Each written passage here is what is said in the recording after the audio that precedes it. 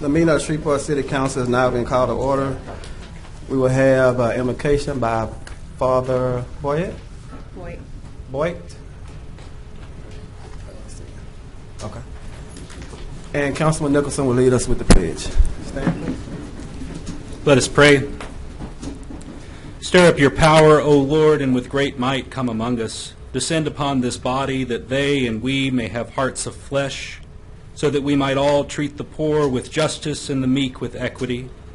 Grant us patience to sit in the tension of disagreement, never forgetting our common ties, and strengthen us to serve the common good. Bless this assembly to be for the edification of all the people of this city. Amen. Space the flag and join me in the pledge. I pledge allegiance to the flag of the United States of America and to the republic for which it stands, one nation, under God, indivisible, with liberty and justice for all. Madam Clerk, will you call the roll, please? Councilman Bradford. Present. Councilwoman Fuller. Present. Councilman Nicholson. Present. Councilman Butcher. Here. Councilman Flory. Here. Councilman Green. I'm here. And Councilman Bowling. Here. Is there a motion to approve the minutes? So moved. Second. All right, that's from the Administrative Council in the meeting on November 22nd. It was motion by Councilman Green and second by Councilman Butcher.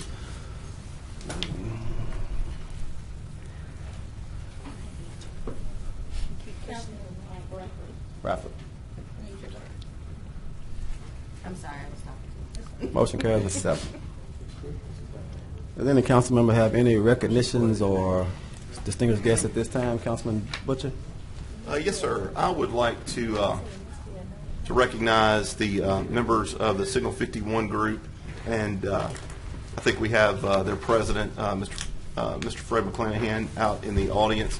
So in reference to Resolution 162, I would like for us to suspend the rules and go ahead and vote on this, if that's okay, and have the clerk read the resolution. Been motion by Councilman Butcher and second by Councilman Green. Suspend the rule to take up 162? Yes. Okay. Fleury. Okay, I didn't hear it. Sorry. Motion carries with 7. Councilman Butcher. Thank you. You want them to come up? Or you gonna... If don't mind, if we could have Chief Wolverton and Mr. McClanahan come up.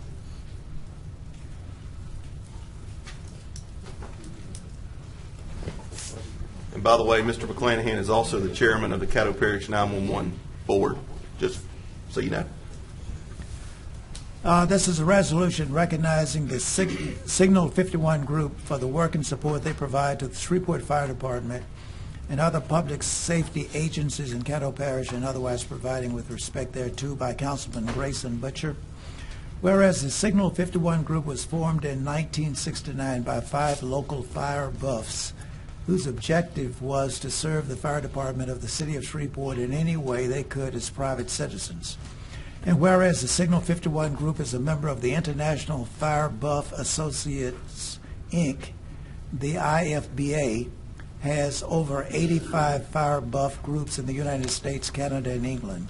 The IFBA promotes the general welfare of the fire service and allied emergency services. And whereas the Signal 51 group's mission is twofold: 1, to support and maintain the Shreveport Firefighters Museum, and 2, to assist with rehab and supplying refreshments and, when necessary, snacks and food at second or greater fire alarms. And whereas the Signal 51 group is strictly a volunteer organization of private citizens, and its activities are self-funded and donation-based. And whereas the past 2 years, the Signal 51 group has responded to 100% of the fires in the city of Shreveport, where a large diameter fire hose was laid to supply water to put the fire out. And whereas voluntary man-hours exceed well over 100 hours a year, and whereas most volunteers have attended the Citizens Fire Academy, which gives a new perspective and a deeper respect for what firefighters do, now therefore be it resolved by the City Council of the City of Shreveport in due regular and legal session convened, that it recognizes the Signal 51 group for the work and support it provides to to the Shreveport Fire Department and other public safety agencies in Caddo Parish. Be it further resolved that this resolution shall be executed in duplicate originals, with one original presented to the Signal 51 Group and the other resolution filed in perpetuity in the office of the Clerk of Council for the City of Shreveport. And it has been signed by all council members. Mr. Chairman. Councilman Butcher. Thank you, Clerk. The Signal 51 Group, in the resolution, it says that they respond to all fires that are second alarm or larger. However, like the resolution also says, anytime that a supply line, which means that the fire is actually a working fire, they have responded 100% of the time in the last 2 years. And that means at 3 o'clock in the morning, 4 o'clock in the morning, I think that our firefighters in this city have become accustomed to seeing them there and worry when they don't see them there. So the organization started many, many years ago. 3 of the founders were Dr. Harvey Carter, who was a local pediatrician. Bricata, what was his first name? Enrico Bricata, who owned Bricata's restaurant, and Dr. Norman Zafatter. And Dr. Zafatter served as the president for many, many years up until his death about, 5-6 years ago. So I think it's only fair that we recognize this organization. Their funds for these refreshments come from the dues that the members pay, as well as the local 514 provides, the fire local union provides funding, as well as other organizations like Brookshire's and things like that. So I want to recognize these guys, and when you're asleep or you see a fire truck going down the road or a fire on the news in the morning, just know that there's a 100% chance that a volunteer member of the Signal 51 Group is going to be there as well. Chief Wolverton, do you have something you'd like to add? Yeah, I'd like to add, I definitely agree with this recognition is definitely, they're definitely worthy of recognition. They're at every working fire that we respond to, providing typically hydration in the form of water and electrolyte fluids, which is this time of year is not too bad, but during the middle of summer, it's very needed and very appreciated. They are the former recipients of the Dallas W. Green Fire Chiefs Award. We awarded that to them a few years back for their commitment to the department and everything that they do for us. I'll just give you an example. There were 2 working fires on Saturday night, early Sunday morning. One of the last fire was on Pier in Anna, and it was a very large working fire. And one of our firefighters made a comment about how it was so great to have them on scene. He had something to drink and a sausage and biscuit when he come out of the fire, at about 4 or 5 o'clock that morning, and just very appreciative of what they provide. And they're always there every single time. And I want to personally thank Fred, Cody, and Mr. Yoakum. I know they're the 3 that are really the diehards that show up out on those fire scenes, and we do appreciate them very much and their support of the Shreveport Fire Department. Thank you, Chief. Fred, would you like to add anything? He's a hard act to follow, but we appreciate the fire service and all the public safety agencies that we have a chance to work with throughout the year. And we love doing it. It's part of giving back, and that's what we like to do. It's our choice, and we'll keep on doing it as long as we can get up and drive a car in the middle of the night. Perfect. Thank you. Thank you. Councilman Richard? Yes, sir. A motion to adopt the resolutions in order. I make that motion. Second. A motion by Councilman Butcher and second by Councilman, was it Bradford Green. Bradford, Yeah. to adopt. I'm going to take this down there to y'all. You get your photo up? Yeah. Motion carries with 7.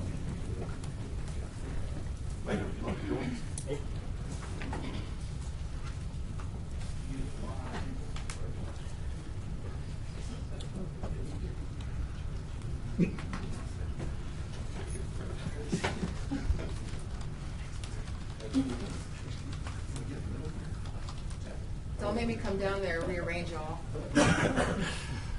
1, 2, 3.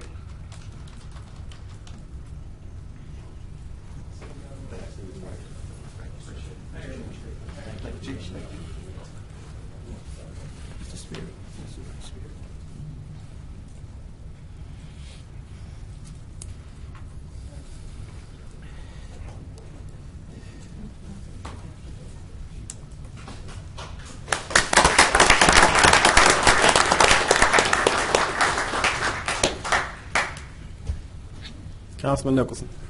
Mr. Chairman, I'd like to recognize at this time Corporal Tina Morris of the Shreveport Police Department, and I move to suspend the rules concerning Resolution 160. It's been moved by Councilman Nicholson, and second by Councilman Green to suspend the rules to take up 160. Please vote. Motion carries with 7. Corporal Morris, if you'll come forward with Chief Raymond and Chief Wolford. Mr. Clerk, will you read the resolution, please, sir? This is a resolution to recognize Corporal Ernestine Tina Morris for her heroism in saving a citizen from a burning house and to otherwise provide with respect thereto by Councilman Nicholson and Butcher. Whereas Corporal Tina Morris, a Shreveport police officer, was dispatched to assist the Shreveport Fire Department's efforts to extinguish a house fire in the Holland area neighborhood on Wednesday, November the 27th, 2019. And whereas upon Corporal Morris's arrival, a citizen, Michael Jenkins, told her, quote, an elderly female is trapped in the house. And whereas without hesitation, Corporal Morris risked her life as Michael Jenkins boosted her into the second floor window of the residence, where she found the elderly female and helped her to safety. And whereas the fire was so intense, it took the efforts of 13 fire units, approximately 35 firefighters, 1 hour and 35 minutes to control and extinguish the blaze. And whereas Corporal Morris was treated for smoke inhalation, but thankfully she suffered no other injuries. When she was referred to as a hero, she said she did not see herself as a hero, but was just doing her job. Now therefore be it resolved by the City Council of the City of Shreveport in due legal and regular session convened that the Shreveport City Council recognizes Corporal Ernestine Tina Morris for her heroic efforts which saved a citizen from a burning house. Be it further resolved that this resolution shall be executed in duplicate originals, with one original presented to Corporal Morris and the other resolution filed in perpetuity in the office of the Clerk of Council for the City of Shreveport, and it's been signed by all council members. Mr. Chairman, I move for adoption of the resolution. Second. It's been moved by Councilman Nicholson and second by Councilman Butcher to adopt number 160. If you will, please vote.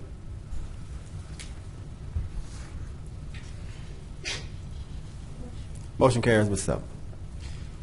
Corporal, thank you so much for being here today. You know, we talk all the time at City Hall in the abstract about police officers and firefighters who are willing to risk their lives every day for citizens, and you're a real-life, flesh and blood example of someone who did just that. So thank you.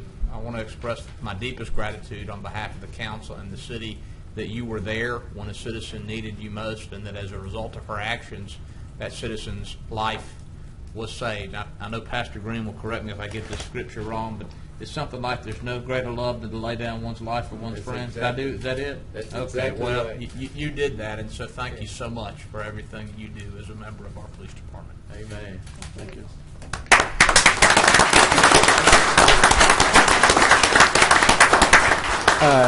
Councilman Butcher. Corporal Morris, thank you very much. When we saw this on the news, my wife and I were watching this and knew the time. She immediately said that had to be Tina. So thank you for your service, and you are a hero. Amen. Chiefs? Yeah, if I may, council members, I'd like to award a commendation to Corporal Morris. This is certified that the mayor and fire chief of the city of Shreveport has awarded commendation for heroism to SPD Corporal Ernestine Tina Morris for your exceptional heroism demonstrated on Wednesday, November 27, 2019, while on the scene of a two-story house fire at the 1100 block of College Street. Corporal Morris was advised by a citizen that a female was still inside the home on the second floor. Without hesitation, Corporal Morris and Michael Jenkins entered the smoke-filled house to save a fellow human being. They located the female, and together both Corporal Morris and Mr. Jenkins rescued the female occupant. Shreveport Police Corporal Ernestine Tina Morris risked her life to save the life of another.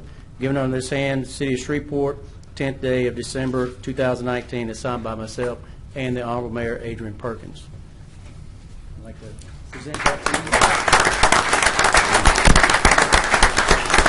Also going to present her with one of the fire department challenge coins. We save these and reserve these for special events and for commendations such as these, worthy of recognition. And it's a representation of our department and the pride in our department and how we put our community first. And consider yourself an honorary Shreveport Fire Department firefighter now with the save that you made. Congratulations.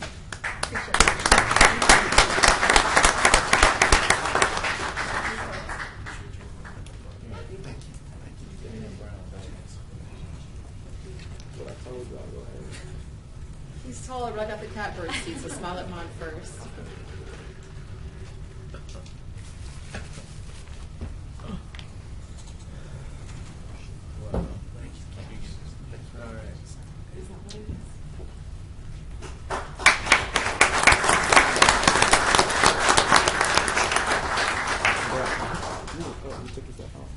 Yeah, I want to say something. Okay. When you finish everything. No, it's When you finish everything,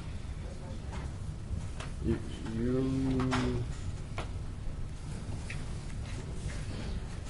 Did Butcher leave out? Okay. Councilman Bradford. Mr. Chairman, thank you very much. My remarks is going to be in regards to the city losing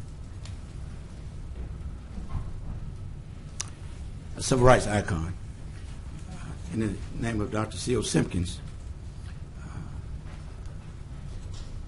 I'm requesting that we add Resolution 165 to the agenda so that we may present the family with a resolution at his funeral services on Saturday.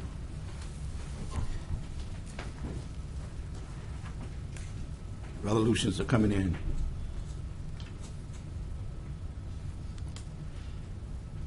from all over the world.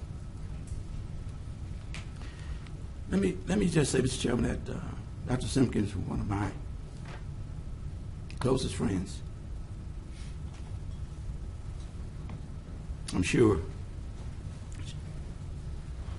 the citizens of Shreveport recognize his name and his works. It was in the 80s, in the 50s, when Dr. Simpkins saw the far-reaching disparities and racial issues that the city was facing, and he launched his civil rights career. He was one of the founders of the SCLC, that's the Southern Christian Leadership Conference. He was appointed by Dr. King as the president of the United Christian Movement.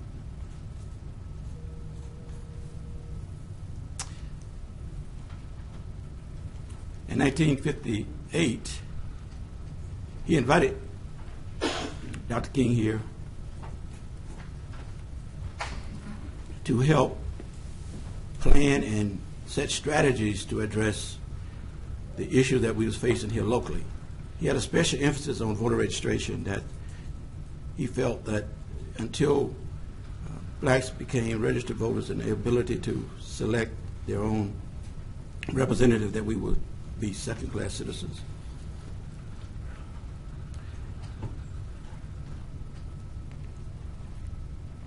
In 1961,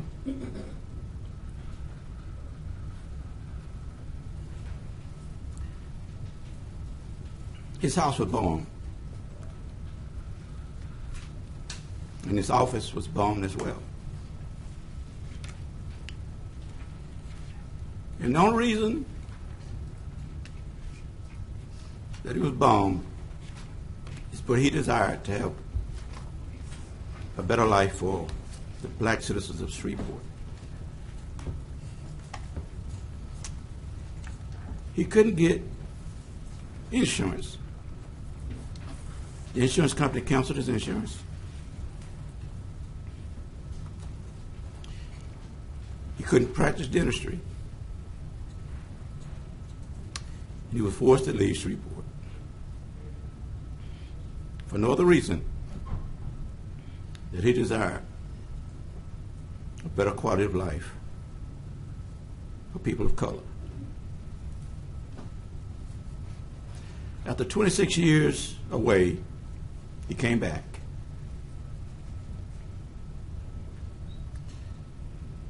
And the city hadn't changed very much, but he came back with no vengeance, no hatred in his heart. He came back expressing a love that only he could express. In 1990, he ran for mayor of the city. He actually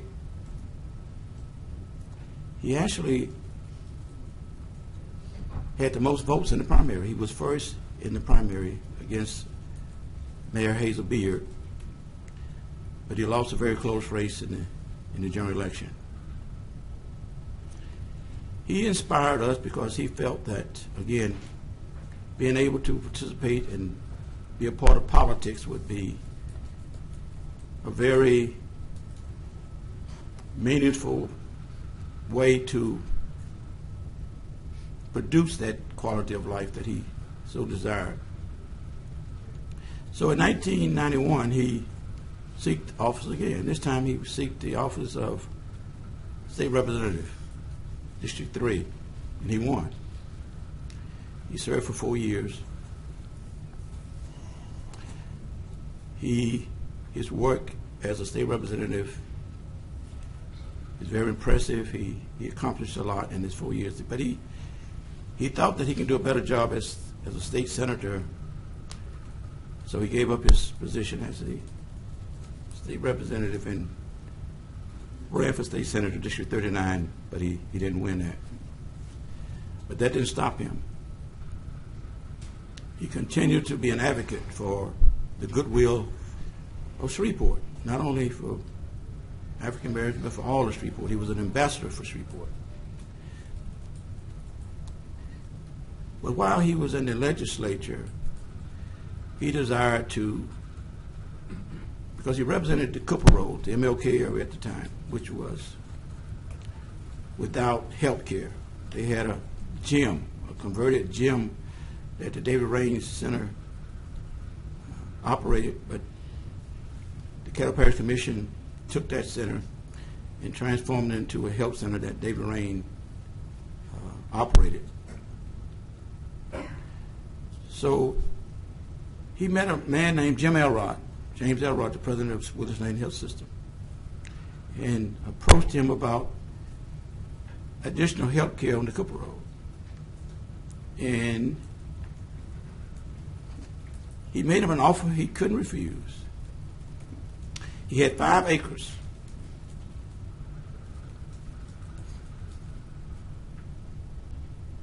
Of land on the corner of MLK and David Raines.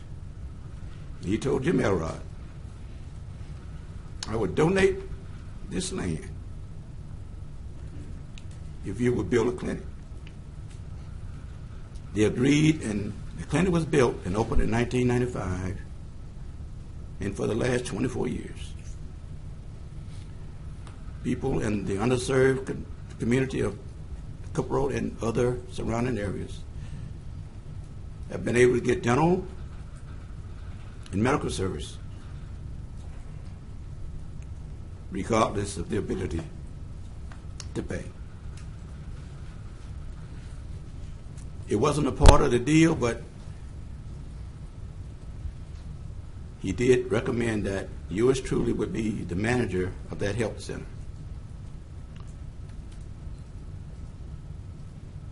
But he didn't stop there. He continued to be an icon in his ability to visit high schools and other places where he would express that Shreveport would never be the Shreveport that he wanted it to be, that he always desired for it to be if we did not come together and work together as one.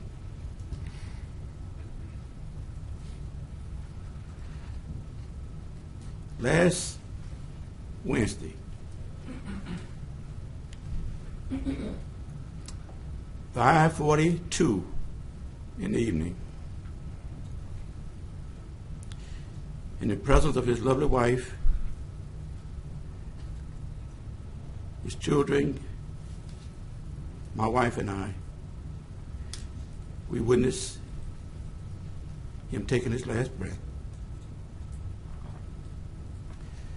The response of Dr. Simpkins' death has been overwhelming from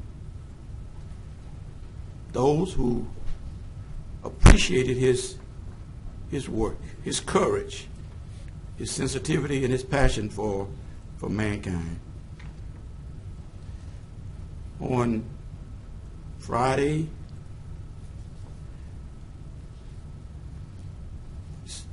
December the 13th at 3 afternoon at the Galilee Baptist Church, the family will receive guests as they would celebrate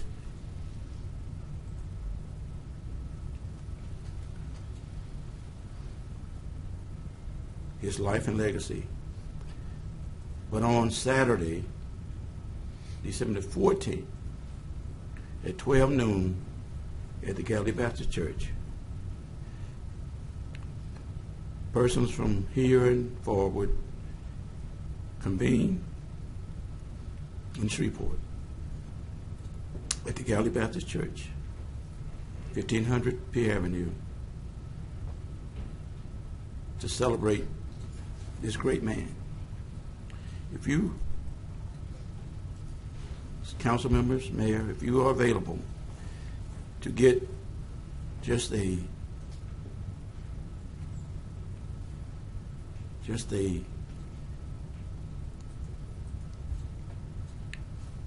peep of what he in his life has meant to Shreveport, not only Shreveport, but for this United States of America. He was he was an icon. He's going to be recognized by the Southern Christian Leadership Conference. He's going to be recognized by the President of the United States. He's going to be recognized by the Governor of the state of Louisiana, by the legislature of the state, by the mayor, by the parish commission, and hopefully if we adopt 165 by the city council as well. Come by and just be a part of that celebration, if you please. He was a great man. And I guess on a personal note,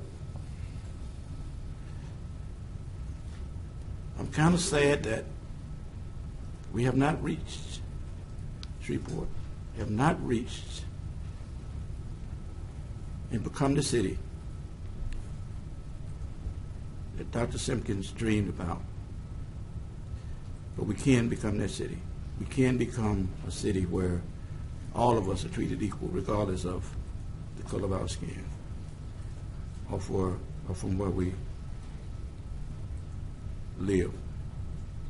Mr. Chairman, thank you for allowing me to make these expressions, and I would again ask that those who will and who can just to come by on Friday from 3 to 5 or on Saturday from noon and participate and partake of the wonderful celebration of Dr. Simpkins' life and legacy.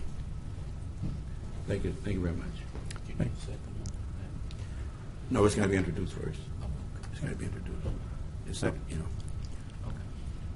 let me add it. I'm sorry. No, it had to be added. No, we'll wait till the time is to that.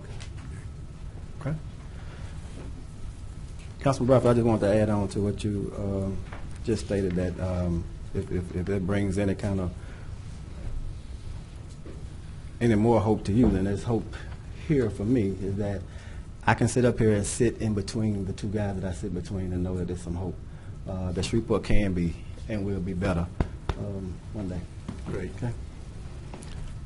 Any other council member? Mr. Chair, Councilman Green. I also like to just say Dr. Simpkins meant a whole lot to me and to this city and to America. And as I said on my radio show, he had a heart that his smile showed what he was feeling and what he represented. And he was a great man. And also, on that note, what you said about you're able to sit between those two individuals, you know there's hope. I have hope that because John and I was able to go in the back today, and we had a knockdown drag out, and he won, and we came out, and all is well. And so I have a motto that says in politics there are no permanent enemies, there are no permanent friends. And it's not personal, it's just business. And I just thank John for his spirit. And of course, I know the other deal been on TV every hour. I know this is not going to be on there, John. So just for the general public, I'd just like to get up and shake your hand so that we'll see if that'll be on.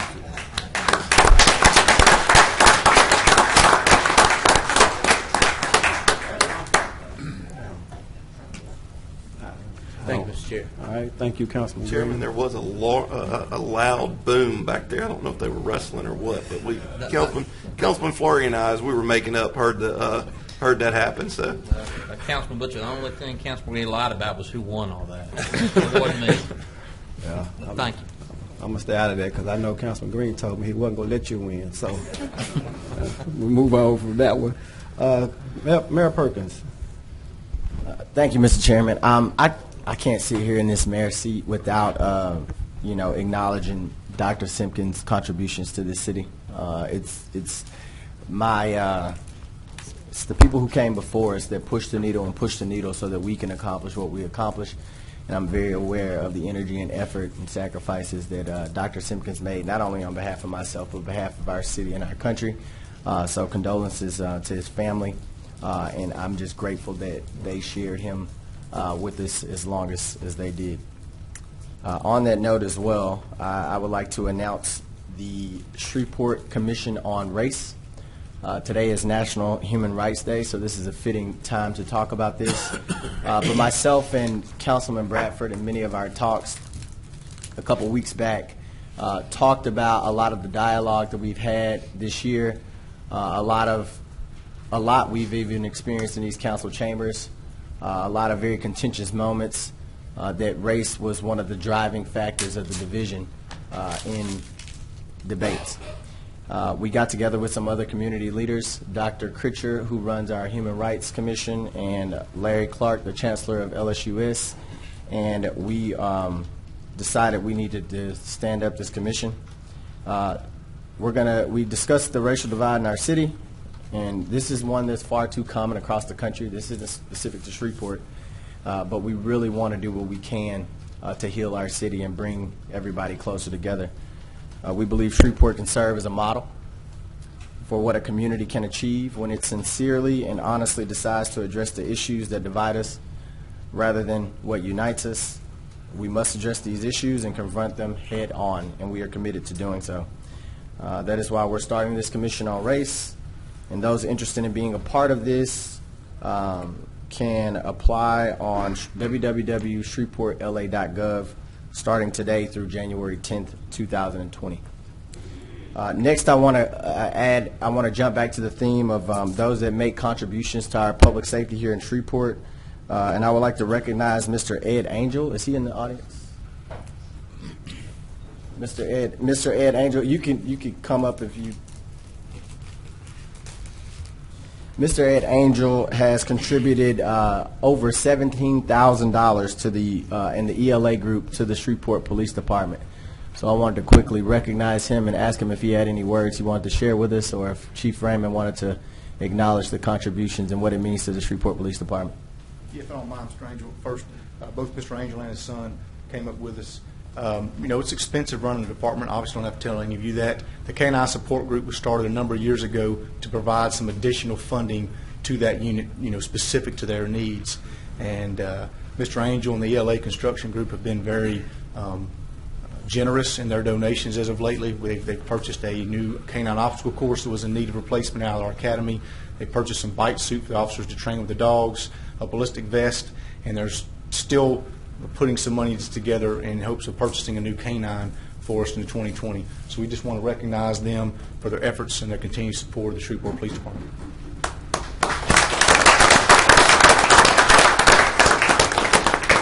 Thank you, Chief. I just want to say a few more words on behalf of the business community. We're committed to supporting the Shreveport Police Department. I'm concerned with the crime that's going on, and I'm sure our council is as well, as we've heard. And I think we need more community involvement, community support for law enforcement, and ELA Group and all of my other constituents are going to do everything we possibly can to increase that involvement and that support. And I continue to ask the council for their support.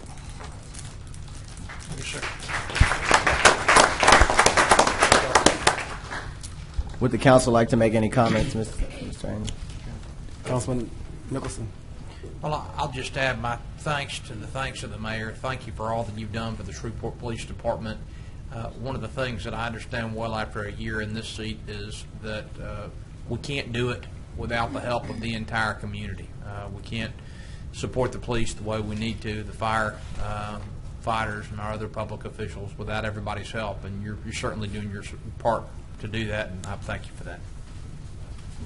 Councilman Butcher. I just want to say, I feel like that, we have some of the finest men and women in both our police department and fire department that we could ever ask for. I think we have two great public safety departments here, and I think we really, and I know that sometimes maybe they don't realize the support that they have of the community, but I think by looking at the Signal 51 group and Mr. Angel and his organization, you can tell that the community is 100% behind them. So I thank you for everything you do, and I know it's sometimes it may not feel like you've got the support of the community, but I can guarantee you in Shreveport you do. So thank you. And thank you, Mr. Angel. I appreciate you. Mr. Angel, I was, take this picture. Mr. Angel, I want to add, if you wanted to contribute more money, you should have put one of these council members in that bite suit. I'm pretty sure some constituents will pay some money to see it. That ain't fun. Lastly, Mr. Chair, I want to continue to mention the importance of us getting everyone counted for the upcoming 2020 census. This is important for our city because it impacts so many. Oh, sorry. Yes.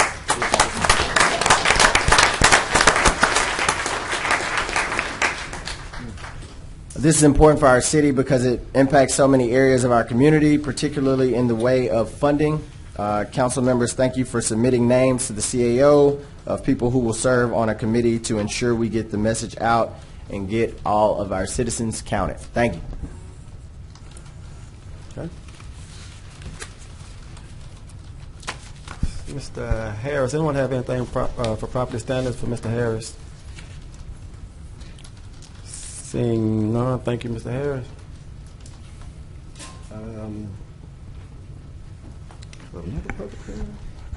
We're required to hold a public hearing today. I'm sorry. Public hearing today? Yes, but before we get to that, yesterday there was an announcement that there would be no motion concerning MPC case number 19-301-WFC, but it is on the agenda, and we have two attorneys from out of town who would, and I think we would recommend that it be removed from the agenda. And there are two attorneys from out of town who would ask that if it is going to be removed, that you would do it now so that they would feel comfortable in leaving and going back to Austin and I think New Orleans, I believe it is. I don't. Should we make a motion to do that? To suspend the rules. Yeah. I'll make a motion to suspend the rules. Second. It's been moved by Councilman Butcher and second by Councilman Green. Suspend the rules. I am somewhat insulted that they don't want to sit through the whole meeting. Yeah, well, that's okay. That's okay. So vote. To remove what resolution? MPC 19, it's at the end, very end of the agenda. MPC 19, 301 WFC. Chairman, I move that this Second. council would remove that as an agenda item. Second. Okay. I'm sorry? Vote on the suspend the rules. Thank you. And the motion to suspend the rules carries with 7. Then a motion to remove 160. Second. It's been motion by Councilman Bradford and second by Councilman Green to remove. Wait, Mr. Yes. Thompson. Please vote.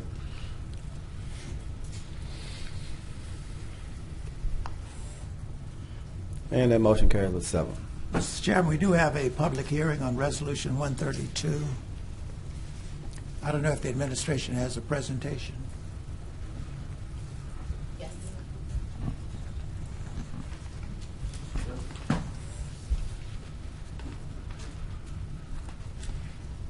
Good afternoon. Good afternoon. Council Chairman Bowman, council members, Mayor Perkins. Before the council today is a public hearing for the restoration tax abatement application of Twin Oaks Investments.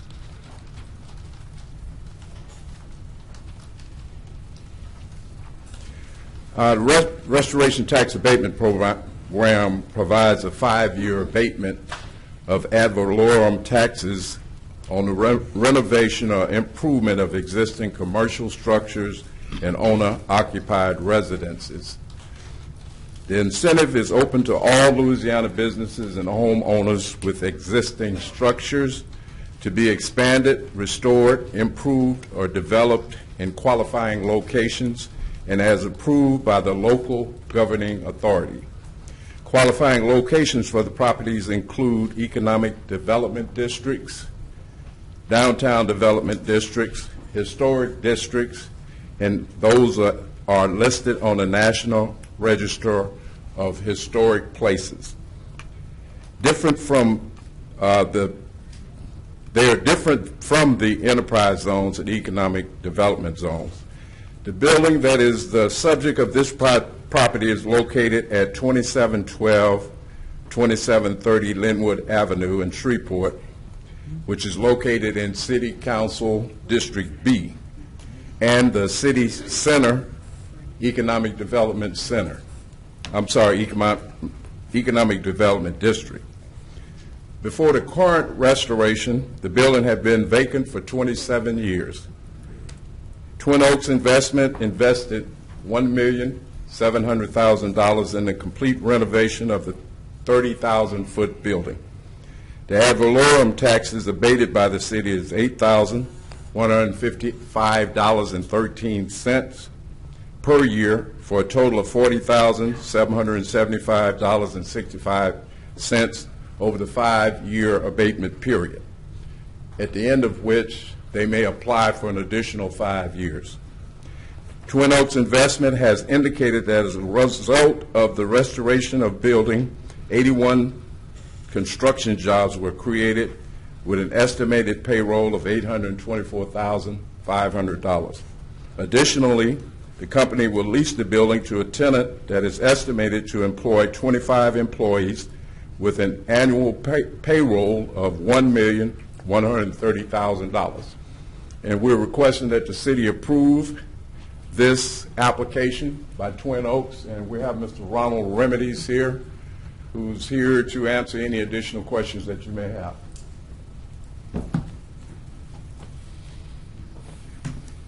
I have no questions.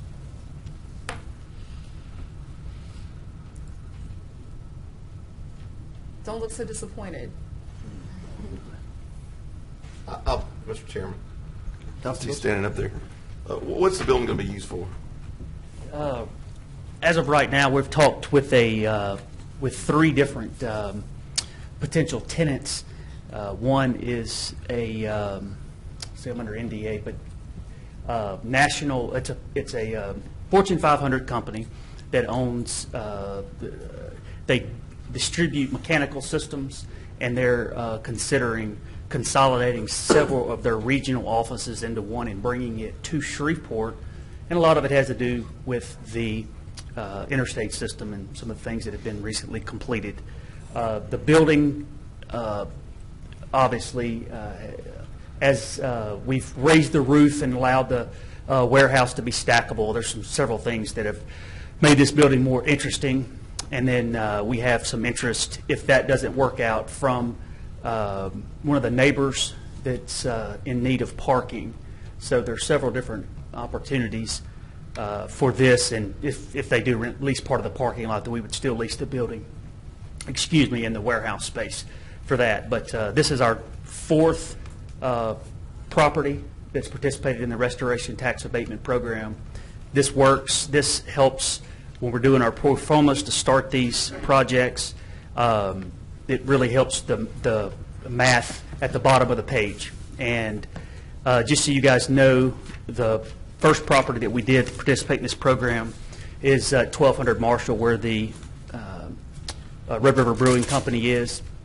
And those, within a few years, will be expiring, and then the ad valorem taxes will go back to what they normally would be. But since we've been there over the past 8 years, have generated hundreds of thousands of dollars in sales taxes, created jobs. So this is a wonderful program that helps the city and helps revitalize some of these old buildings from being demolished. From looking at the pictures, Ronnie, it looks like that this is exactly what the city needs is developers coming in and doing things like this, as opposed to a dilapidated building on Linwood. I think the mayor is working very hard with our state government to make a medical corridor right there.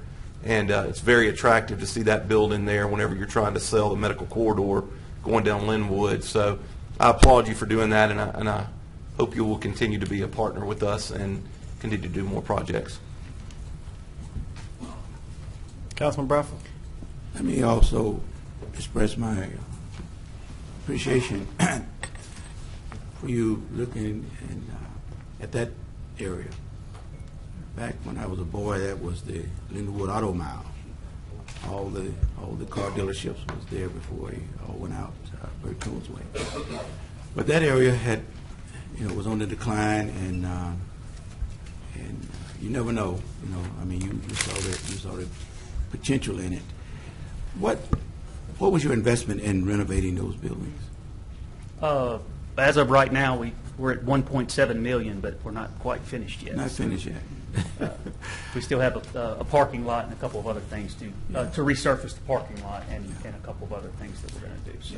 And I appreciate that, because see, our commitment is a pretty big commitment as well. But you've got skin in the game, and you're going to do everything you can to make sure that renovation, those investments succeed. And I think we can support that, and hopefully you'll see some other properties, maybe around the District A area somewhere. You got two in District B. But anyway, thank you, congratulations, and best of luck to those properties. All right. I could. Councilwoman? I'll say that areas in and adjacent to a downtown area are some of the most productive and have the most potential for actually strengthening the economic position of your city. And I think that what Mr. Remedies has done with the 1200 Marshall building in particular is extremely, it's impressive because of how productive that building is. There are a number of things going on in there, not just the brewery, but also the restaurant space. There's a glass art studio in that space as well, and you also have a meat processor that's doing organic meats that are grown at farms not far from the city. So I hope that other people take notice of the opportunities in this part of town and maybe follow suit. So thank you. Mr. Chair.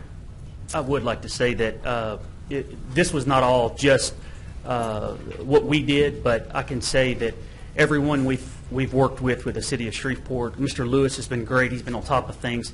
But past that, the law enforcement, fire department, when we've had problems, obviously, in some of these areas, when they're forgotten and left behind, crime goes up, and that's usually, especially in the Marshall Street area and the Linwood area, where a lot of drugs exchange hands down there. And when you bring these activity to the police department, we've seen a very quick response, and even the officers that you talk to seem to be very interested and go the extra mile to try to put these people where they need to be and stop this type of activity to be sure that your business, your venture, and your investment in the city is successful. So it's not just what we do, but in everyone that we've encountered throughout the process that's employed by the city has been really supportive of this. Just wanted to add that.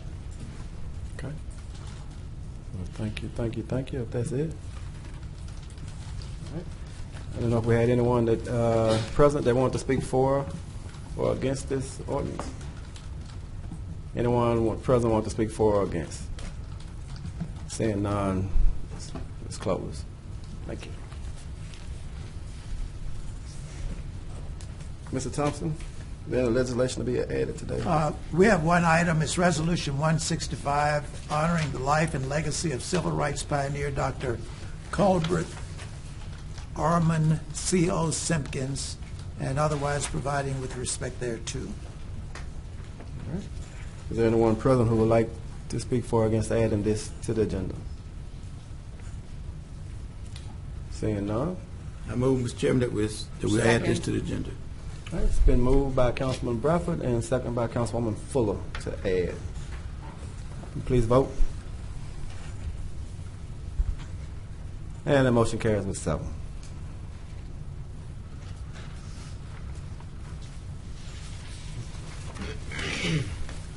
Thank you again, Councilman Bradford. We have the following request to speak. Mr. Elbert Brown. Yes, sir. Good evening, everybody.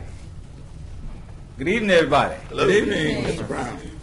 To the mayor, to the chairman, city councilmen, city workers, city in Shreveport.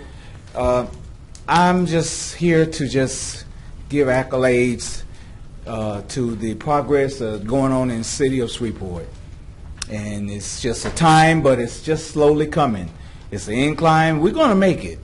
You know, we're going to make it. And I'm just, like I said, always, when I go before people, I always tell them we got a great mayor here, we got a good city councilman, and I'm going to continue to talk positive. Elbert Brown, big ministry, Because I Care Ministry, 439 East 81st Street. And I'm just going to continue to tell you guys and ladies, y'all keep the good work up. Keep the good work up, because my prayers are for you. I'm supporting you. I'm going to be with you. I'm going to talk positive with you. I'm not going to let nobody come and talk negative to me. Because why? Because we're going forward in Shreveport. We're not going backwards. We're going forward. And we have our differences, and that's just the way life is. But we're going to go forward. And we're going to have people looking and say, Shreveport going forward. Why? Because you're going to have your naysayers. You're going to have your negative peoples. But that's just life. People going to do that in church. Amen, Brother Green? That's just where life is. But we got to keep going. People sitting on the sideline, that's where people are. But let's keep going forward in Shreveport. We just had them come here today. My prayers are with you. And every time you see Elbert Brown stand up here, yes, I'm going to be coming up here and saying something positive. I'm going to be coming up here and saying something that we can do here in Shreveport, Louisiana. Miss Flora said she saw me the other day. I was walking through the neighborhood of Cedar Grove praying. Why? Because I believe in my city.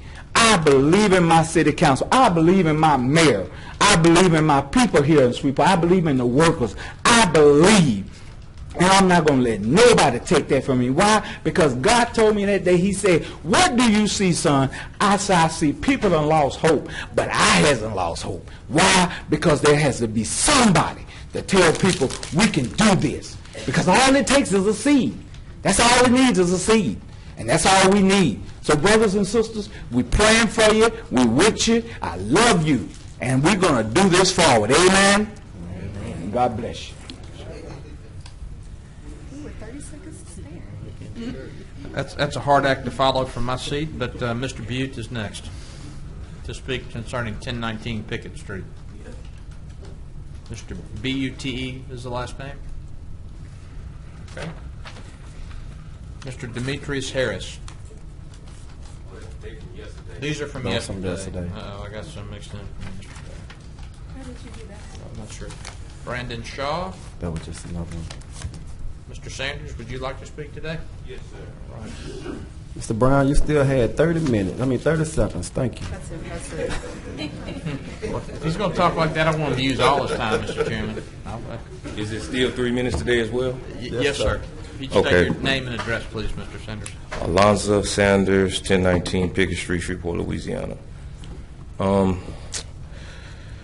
It was 30 applicants that have been approved to get their land rezoned since the down zoning, and I asked that the city council make a just deliberation and make me the 31st.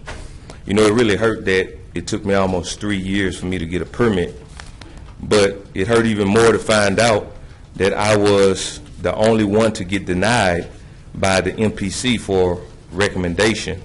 And I take this process extremely serious. So I did everything that I possibly could to go through with the process. Now, the city and officials came up with a rule that any properties downzoned in the city of Shreveport had a 2-year window to apply to get their land rezoned to an equivalent zoning. And I pray that there will be no discrimination with all the substantial evidence that I've submitted. I don't know if y'all got it, but I brought some to the clerk. I introduced it twice here, and I'm looking forward to doing something great for the city of Shreveport. I've been here for 20 years. I plan on raising my kids here, my grandkids here. That's who I'm doing this for right now. I'm building a building, and it's going to be a beautiful building. I'm not building something that looks like it's going to belong in an impoverished area. Although I'm in an impoverished area, it's destitute.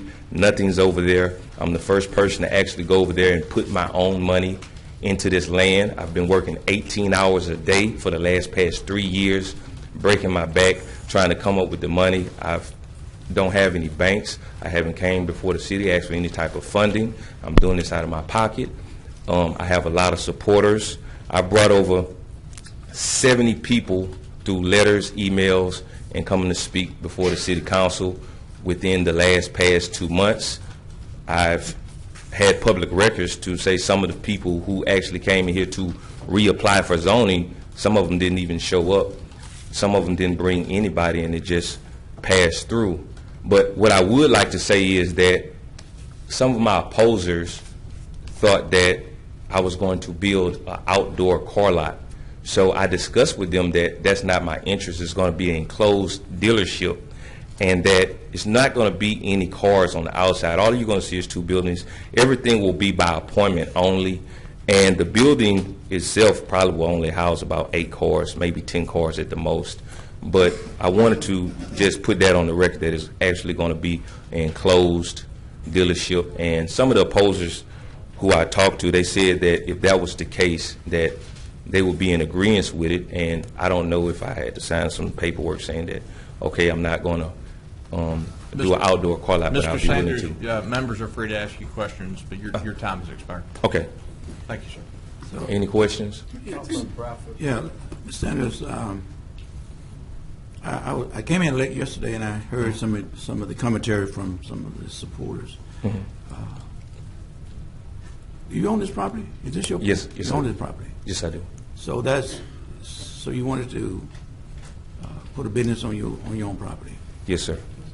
and the business that you desire to put there, you feel would be a profitable business. Yes, sir. Extremely profitable. Not only that, but it will actually add jobs to people in the area. I've already hired several people right there to come help mow, clean, different things like that. But once I get the building up, I plan on hiring people as well. And it's going to be more than just a car lot. Futuristically speaking, I don't really have too many funds right now, but I do have a business plan. And I work hard. So within the next 5 years, I'm going to add more businesses to it, hire more people, and do things for certain people in the community who I know need help. At the time we take this up, I'm going to ask that the Director MPC be prepared to come up. But at this time, I want to ask you something. And yes, sir. It's kind of sensitive, and I need. You have been, and I haven't seen the post that you did something that was inappropriate in regards to criticizing or threatening someone who was opposing this project. What's your response to that? Not threatening anyone. I only threaten with legal action. People can take the words out of context to try to criminalize it if that's what they want to do. I do use vulgar language, and if it's a person in this place right now who don't use vulgar language, they must be closer to Jesus Christ. But I would like to say that I do not threaten anyone. I am not a criminal. I am a businessman. I look forward to doing business with anyone. And I think that if anyone wanted to speak to me about anything, they could have. I've called certain people. I don't want to say any names because yesterday I mentioned the name and got suspended, but I tried to talk to certain people and left messages as well. Nothing got returned, so I understood which side they was on. My mentality to say is, if a person is against me, then we will go to court. I will do guerrilla marketing and promotion. I will bring everybody that I possibly can to do what I can. And I have a lot of people in my circle who are willing to help me, whether it's votes or whatever it is. I'm learning the process of the MPC, the city council. I've been to court several times, so I'm certainly familiar with the law. But just wanting to stick to your question, I assure you, I'm not here to harm anyone. That's not my intentions. I have a family. I have businesses already. This isn't my first building. I have 3 buildings already. So I'm not going to do anything to jeopardize my future, my family's future, my children or my grandchildren's future. But when I speak sometimes, I can say that I speak from the Art of War, Sun Tzu. So I say, hey, I'm ready to go to war. It's a war in business. I have a book, it's Sun Tzu's Art of War in Business. So sometimes I can speak about destroying my enemy at all costs. Well, it might be another car lot competitor. It might be another construction competitor or a marketing competitor, because that's what I do. But I'm not saying, hey, I want to kill you. I'm not saying, hey, I want to hurt you. I'm speaking in a way that I speak because of the books I read, maybe from the 1500 BC, certain different things like that. Let me finally say, I'm pro-business. Yes, sir. I mean, we don't have the luxury to reject everything, but there are some restrictions. There are some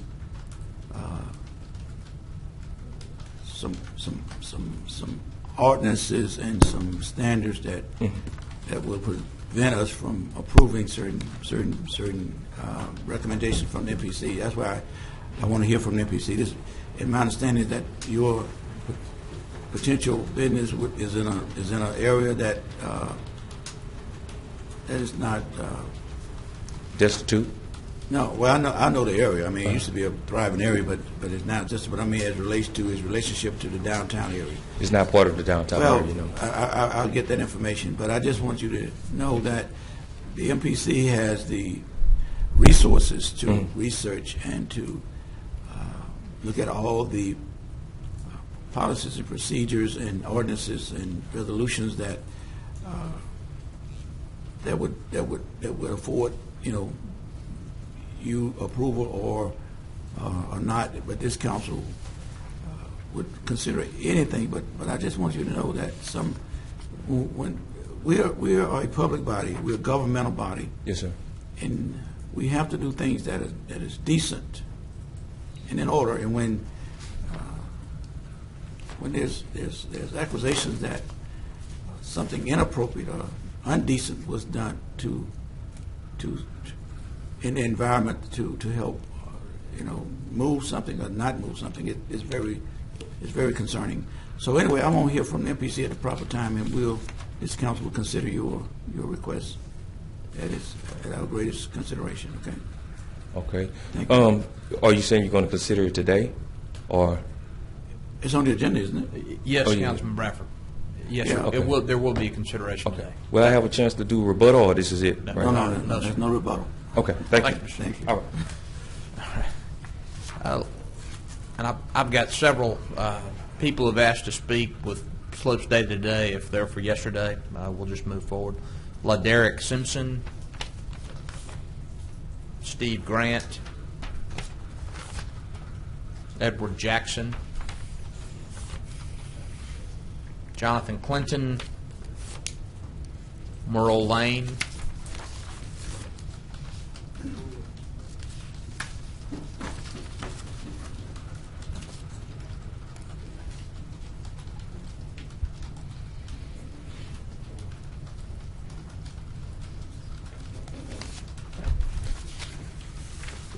Sir, good afternoon. How are you doing? If you could state your name and address, please. Merrill Lane, 4601 Dixie Boulevard, Shreveport. And what would you like to say, Mr. Lane? I would like to say, Mr. Sanders, I've been knowing Mr. Sanders ever since he was 17 years old. Matter of fact, I do auto body repair and paint. I paint the first car he ever owned, and I'm still working with him, work for him, helping him out. All you want to do is put people to work, help the community, that's all. You know, his studio, he want an inside car dealership. I'd like to see him have that. But, you know, I'm a Vietnam veteran, and I wouldn't be standing here today if I wasn't in his corner. The man trying to do something, trying to help some people, give people jobs.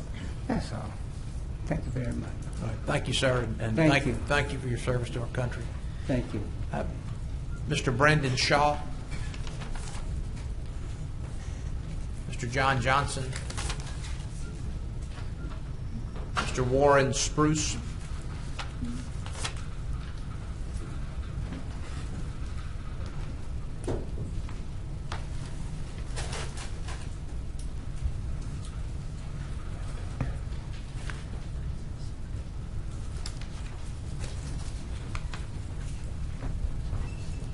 hello, sir. If you could state your name and address, please. My name is Morris Bruce, 4212 Carver Street, Shreveport, Louisiana.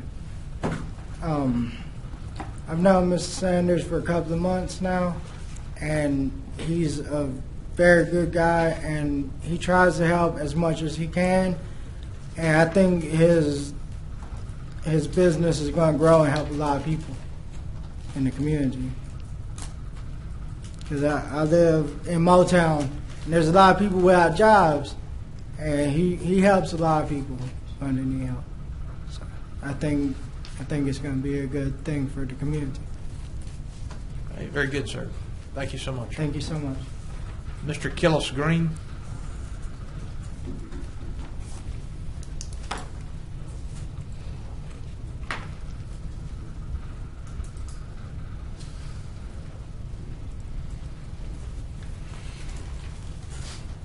How y'all doing? Hello, Mr. Green. My name is Kealu Green. I'm from Shreveport, Louisiana. My address is 4212 Carver Street.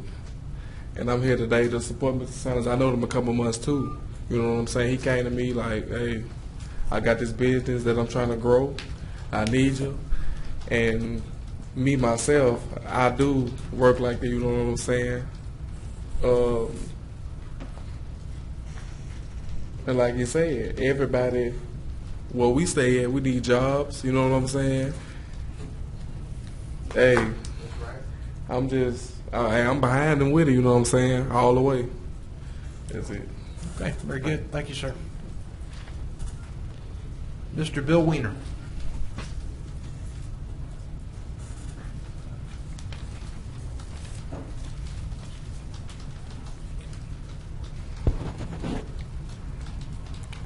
I'm still Bill Weiner. I still live at number 2 Longleaf Lane.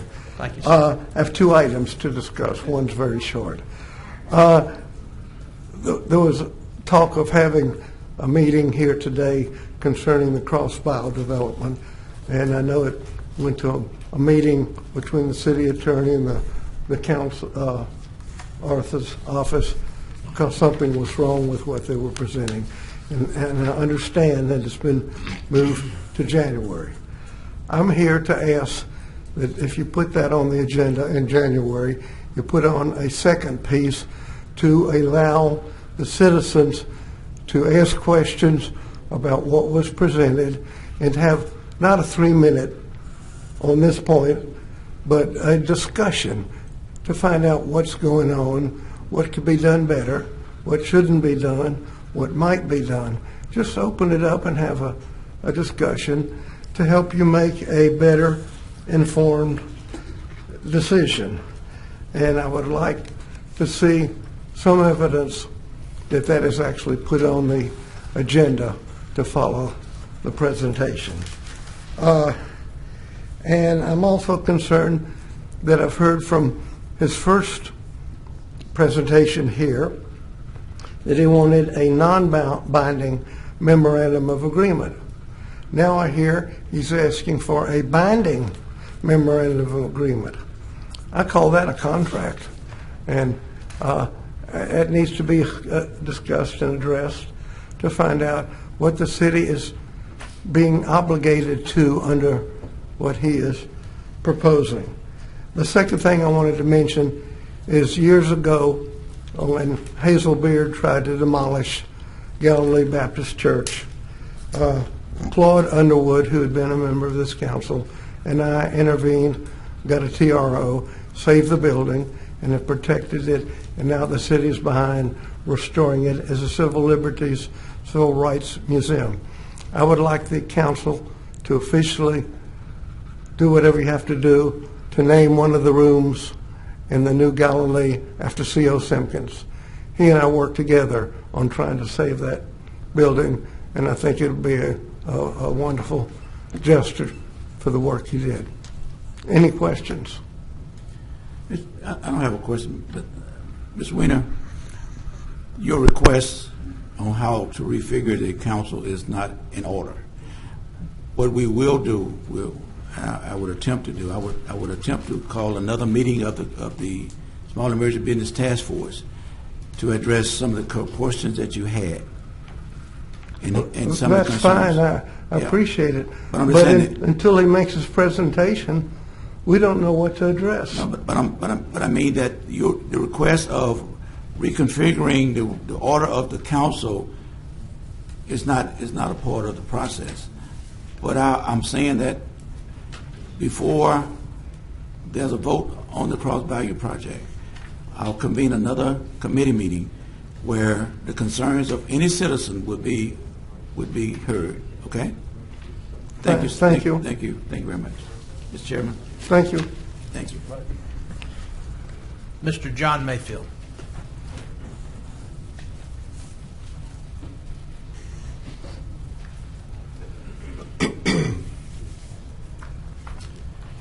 Afternoon. I'm John Mayfield. I live at 6130 Southwest Radcliffe Street in Portland, Oregon. But I was born in Shumpert Hospital, and I graduated class of 1966, Byrd High School, and I went to LSU Law School. And I got a couple of reasons for being here. One is my affinity for the game of soccer. And I've noticed that in the Cross Bayou project that there's a proposal for a soccer facility or a sports arena that might draw the recruit professional soccer team. And I just want to tell you about the impact that can have on your community. You're to be lauded if you bring soccer into town. And I live in Portland, and in the 70s they brought in professional soccer team, and it transformed the community. It created recreational soccer leagues, which I joined then and have been playing in ever since. And just recently, I played in recreational soccer teams all over the world. And recently, we played in the over 70 soccer tournament in Osaka, Japan. And the U.S. team that I played on came home with the gold. And so we won the over 70 World Cup, which at this time only has 4 nations in it. But we're working on expanding it as long as we can last. But soccer can have a transforming effect on your community, and I also have a great affinity for Shreveport. It's my hometown. I come back, I visit it, I stay in touch, and I have and what I'm concerned is the proposal to put the facility in a whole new area that hasn't had a sports complex or sports identity before. And when you've got existing say at the fairgrounds, the sports complex there. And what I've seen in Europe and in Japan as we've played these recreational tournaments, they find an existing professional stadium that gets minimal use during seasons, and it's empty. So what they've done is they built recreational soccer complexes, soccer fields, 16 or so in Osaka, where we played this last October, and they bring in the high schools, and they bring in the middle schools, and they bring in the recreational teams, and they play in the area of the professional stadium. And then, in other words, use existing facilities for the recreational soccer facilities, and it can have a transforming thing, and you can become a soccer junkie like me and get a gold medal when you're 70 years old. So, but I think you should use the existing facilities rather than try to create something that isn't there yet, and that it isn't, you tried and tested as a sports area, and that's one concern I have. And when I see the empty buildings in downtown Shreveport, and it's such a beautiful downtown, and it was so vibrant when I was a kid, and I see the empty buildings, I think it would detract from the development of the improvement downtown. Mr. Mayfield, I'm reluctant to call your time because you've traveled from Oregon, but your time has expired. Okay, that's fine. I appreciate the time, and you know, and I do have a great affinity for Shreveport, and appreciate what you're doing. Thank you, and welcome back. Okay, thank you. Mr. Craig Lee.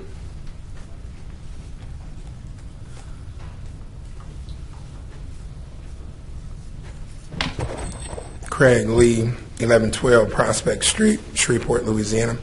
Want to thank Councilman Bradford for giving that presentation on Dr. Simpkins, our civil rights icon. But I preface that because now we're years later after Martin Luther King came here, I think for the last time, in '62. And Mr. Winter just mentioned my ancestor, Mr. Claude Underwood. And Mr. Underwood said that Martin Luther King, the last time he came here, said he would never come back to the city of Shreveport because it was apparent that Negroes in the city of Shreveport did not want to fight for their own freedom. And here we are, some 57 years after he made that statement, still fighting for economic equity. I am, of course, in favor of the Cross Bayou project. We had a very good meeting this morning with Larry English, and I just restate a few facts. When I came back here in 1994 as a pharmaceutical sales rep with Astra Pharmaceuticals, the city of Shreveport's population was roughly 214,000. We are here now, 25 years later, 188,000. What has happened in this city, we have had no vision from our councils, from our mayors in the past as it relates to economic development. And this has now impacted this particular council, and our current mayor has walked into this booby trap that he really didn't understand, but this is where we're at. There's no other development that is on the table. So if the opponents of Cross Bayou have mobilized Wall Street entities and other finance entities to step to the table, bring those deals to the table. Let's vet each particular deal. But if you don't have a deal, really you need to shut up. And we need to roll with a deal and vet it. Let's make sure we break it down and make sure it's handled properly. In 1996, we started our Tuesday morning breakfast group 23 years ago discussing Intercity Connector 49 coming through Allendale. And there was a big fight. And people lied and said this was going to stop you from coming downtown. But the real dynamic was to redirect money to North Shreveport. And all you need to do for economic development is see what I-49 has done to North Shreveport. So now we have a situation where we can do Cross Bayou and I-49, and that would be a stimulus for our inner city connector. And from that overall standpoint, that goes directly in alignment with the master plan that we paid over $1 million for in the city of Shreveport under the Glover administration. So I implore you guys as we move forward to let's have some vibrant discussions on Cross Bayou. Any questions? Councilman Brown. Thank you, Mr. Chairman. You said, and I said too, that I haven't seen a crane in Shreveport for 20 years. Forever. There are some logistics regarding this project that we got to work out. But I'm supportive of it. But I think I think the city is not catching on. How do you view that, Mr. Lee? You've been here and we work together in some areas. The mainstream city government as well as residents don't see the vision of what this could do for the city, and that's concerning to me. If you go back to the mid-'90s, there was a big campaign to lure McDonnell Douglas to Shreveport. Yeah. And they had media going all over. And this was, of course, it never happened. But there was a big campaign around that. I think what has to happen here is laying this out for citizens so they can really understand where we're at as a city. And that really hasn't happened.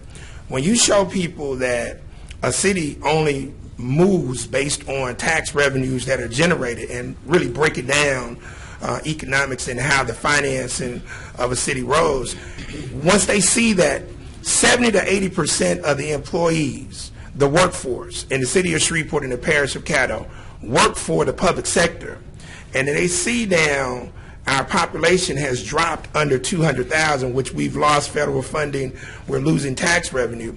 When they see that, and now they see a guy mobilize a team that now has brought certain entities in that the city of Shreveport has never had connection to, then they'll start to kind of understand. John Good, who did the Bossier Boardwalk project, wanted to put that project in the city of Shreveport. He named the same two things that I constantly name, racism and cronyism, as the reasons that they did not put that project in the city of Shreveport. All of the casinos were initially supposed to be in the city of Shreveport, but due to lack of understanding of economics and vision, under the Hazel-Beard administration, we only initially had one. So this is where we're at. A lot of bad decisions have been made to put us in a bad position, and citizens really don't understand, and there hasn't been buy-in because there hasn't been a marketing push to understand this. The city of Bossier put up $20 million to build a parking garage so that particular project has gone on. Mr. Weiner, unfortunately, last year when we were discussing this project, happened to call the team by some derogatory names, but all these people on this particular team are upstanding people, and now what has happened, people have taken negative positions on a project, and nobody's bringing anything to the table. Ms. Maggie Warwick is now deceased, and her Louisiana Hayride project never got done. So Shreveport likes to study stuff, but they don't like to do anything. And then stuff that they do makes no sense. And it doesn't impact the job opportunities. But we have to grow our private sector because there are only so many jobs that exist in the public sector. And if we do not grow our private sector, there is no way that we're going to be able to elevate and make Dr. C.O. Simpkins' vision of what he desired to have happen come to reality. Mr. Lee, I agree with you. Thank you very much. And I'm going to just say we're at a crossroads. We can go left or right. In the future, Shreveport is clinging on those decisions. It's not just the Cross Bayou project, but if we don't attract development, we will continue to decline in our population. And I'm very disturbed that we can't seem to get that motivation from those entities that are part of that equation to help generate development and jobs for this city. Exactly. So anyway, we'll be in one last point, Councilman Bradford. Yeah. The difference with this project versus the Boardwalk project, even the Riverwalk project in New Orleans, the Inner City Harbor project in Baltimore, they're combining employees, residents, as the focus of what is going to go on down. I like what the gentleman just said as it relates to luring soccer in. That is a evolution sport for the area. But they basically are solving a lot of things that the Boardwalk project does not have, because you can't just have a retail-based project looking for tourists to come in. And so all of the stuff that they are doing, I think, brings a good mesh in, And from that overall standpoint, I think they have solved that. But we, again, have to hash this out and have to have a shock in the arm so that we can get some economic development in the city. And I agree with that, and I guess the mayor would understand, because he did inherit some things, but until we can get past the fear and mistrust that we look at ourselves, we can the fear of the unknown, the mistrust of what we bring as individuals and as groups. We just can't trust each other to believe that we're going to do the right thing. Exactly. Thank you, sir. All right, appreciate it. Mr. Sammy Mears. Sammy Mears, 1901 Centenary Boulevard, Shreveport, Louisiana, 71101. Now you get to hear from the unpredictable, and I'll tell you why. I was in a unified television interview moment on Thanksgiving night at home, watching both Channel 3 and then Channel 6 as well, when yours truly was not only interviewed but unified on TV in a unified television interview moment. After I saw that, I went to Channel 208 and saw myself 9 more times, which was very unpredictable. That's why I got the nickname, I suppose. I jumped up and down laughing, and people in my building at Oak Meadows didn't know what in the world was going on, if I had Bigfoot up in my home or if I was okay, but I jumped from the living room into the hallway halfway, just laughing back and forth and couldn't stop. And they finally understood when they asked what was going on. So I explained the whole thing that I was seen 11 times on there. And finally, after the 10 times I laughed, the 11th time I said, "You can kiss my grits, Sammy." Well, unfortunately, I got a lot of comments about that during last week. And I don't know if there's an award out there that says this man is unpredictable, but I sure do wish there was one that said that.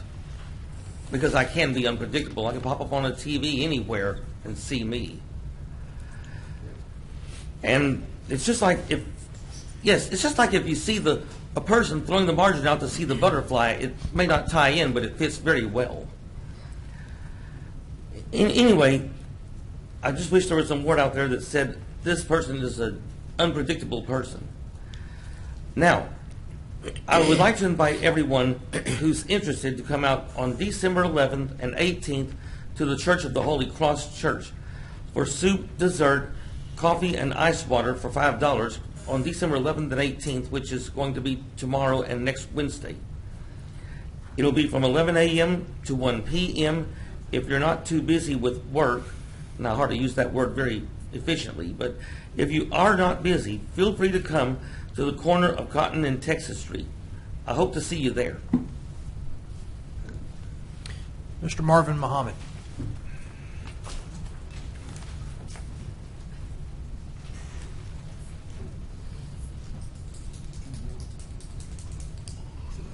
Marvin Muhammad, 2808 Hersey D. Wilson.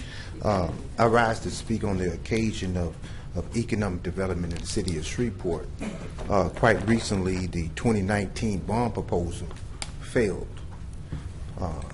And one of the 3 primary reasons why it failed, because 3 members of this council convinced the other portion to remove the $36 million in it that dealt with economic development. That one in itself was a blow, unfortunately, that the city couldn't overcome.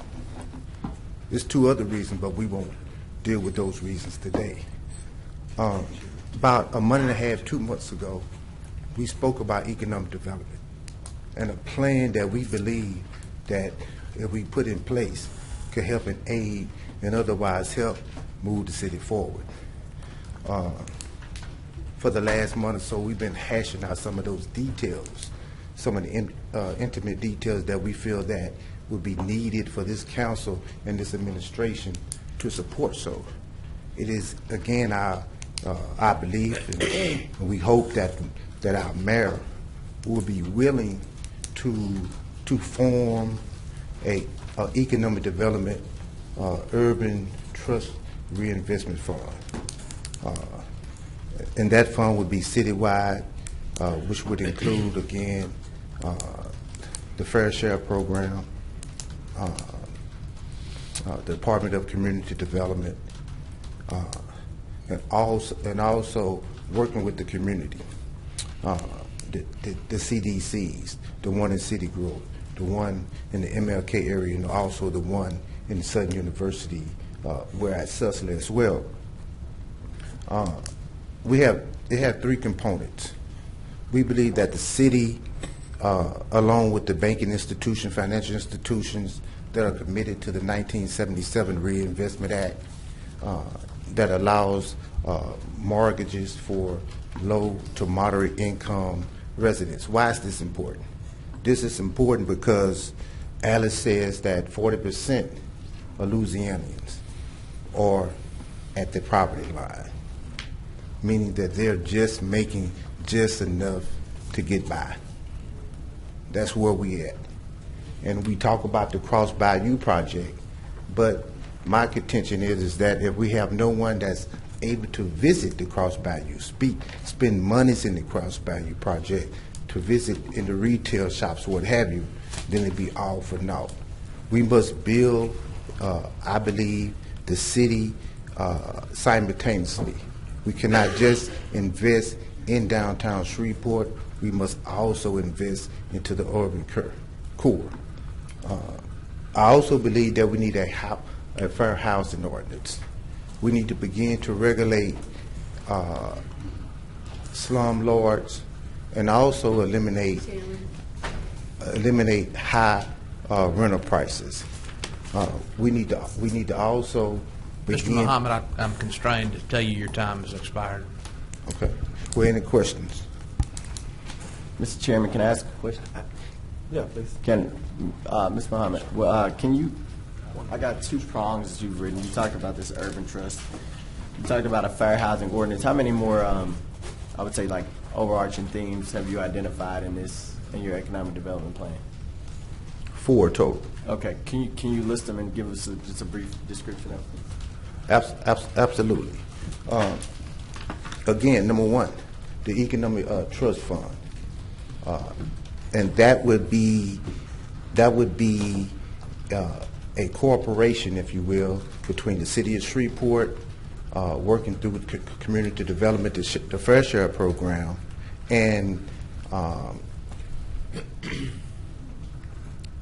contractors in the city of Shreveport. Okay, and that's why we'll be using the Fair Share program. Number 2, before I jump to number 2, the reason why this is so important, because it's our belief that we have too many rental properties in the city of Shreveport. When you invest into the houses, house by house, block by block, street by street, we then get those houses up to that $75,000 threshold mark, where they can then start being of value to our city roads. Number 2, which goes along with that part, the fair ordinance portion of it. We have too many rental properties. Too many rental properties with bloated rental prices in areas that's very high crime ridden. That's number 2. Number 3.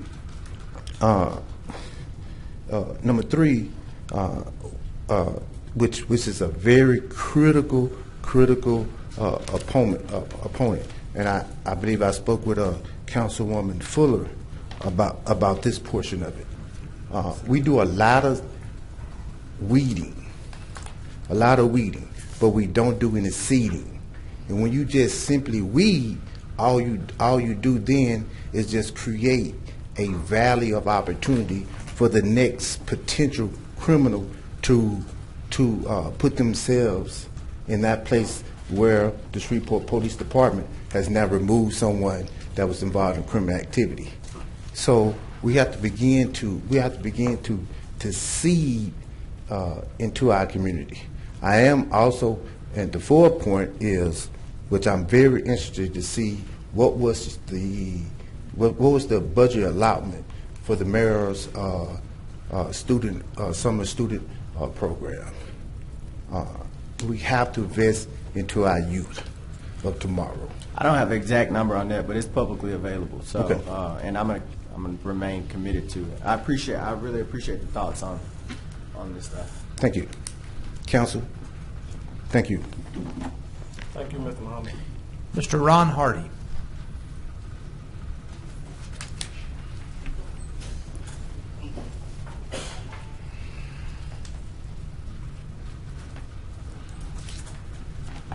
Good afternoon, Mayor, City Council. I do have a flash drive there with some pictures on it, and I don't know if the time starts or whatever when I start speaking, or should I show the pictures, because the pictures will be a very important part of this presentation. The lady's going to bring the pictures, so I'll just start the presentation, and maybe you'll see the pictures later.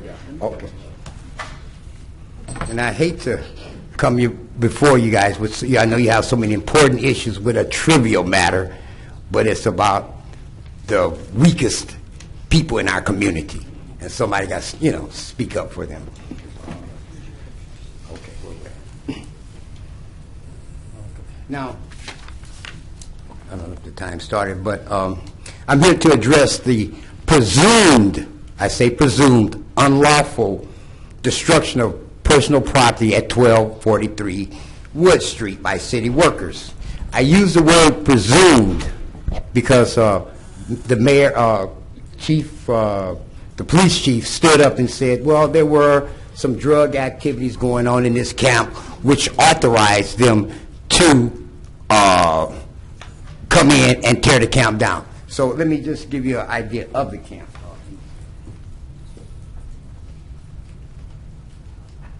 Now, this camp was built out of necessity. It wasn't something that somebody just did. This was a necessity place for young men that grew up in that same area all their lives and found themselves with no place to go or nothing to do or no home. This is some of the tents. Now, if you can notice, there's a lawnmower there which was bulldozed by the city of Shreveport. The lawnmower, the tents were up on pallets, so no one was on the ground. Now I'll keep going through these pictures, just to give you an idea. Let me see. And the people, we got a guy in a wheelchair, and some of these people were homeless. Instead of sleeping in doorways in the city of Shreveport, and in your doorways, they come over here to sleep. And there's a guy that's in a wheelchair that lived there. Many of the people were transitioned out of this camp to homing. The guy that initially set up the camp, because he was homeless and 40 years old, he cracked the code on how to go from homelessness to an apartment. So, and he was teaching the other guys which agencies to go through to get a home.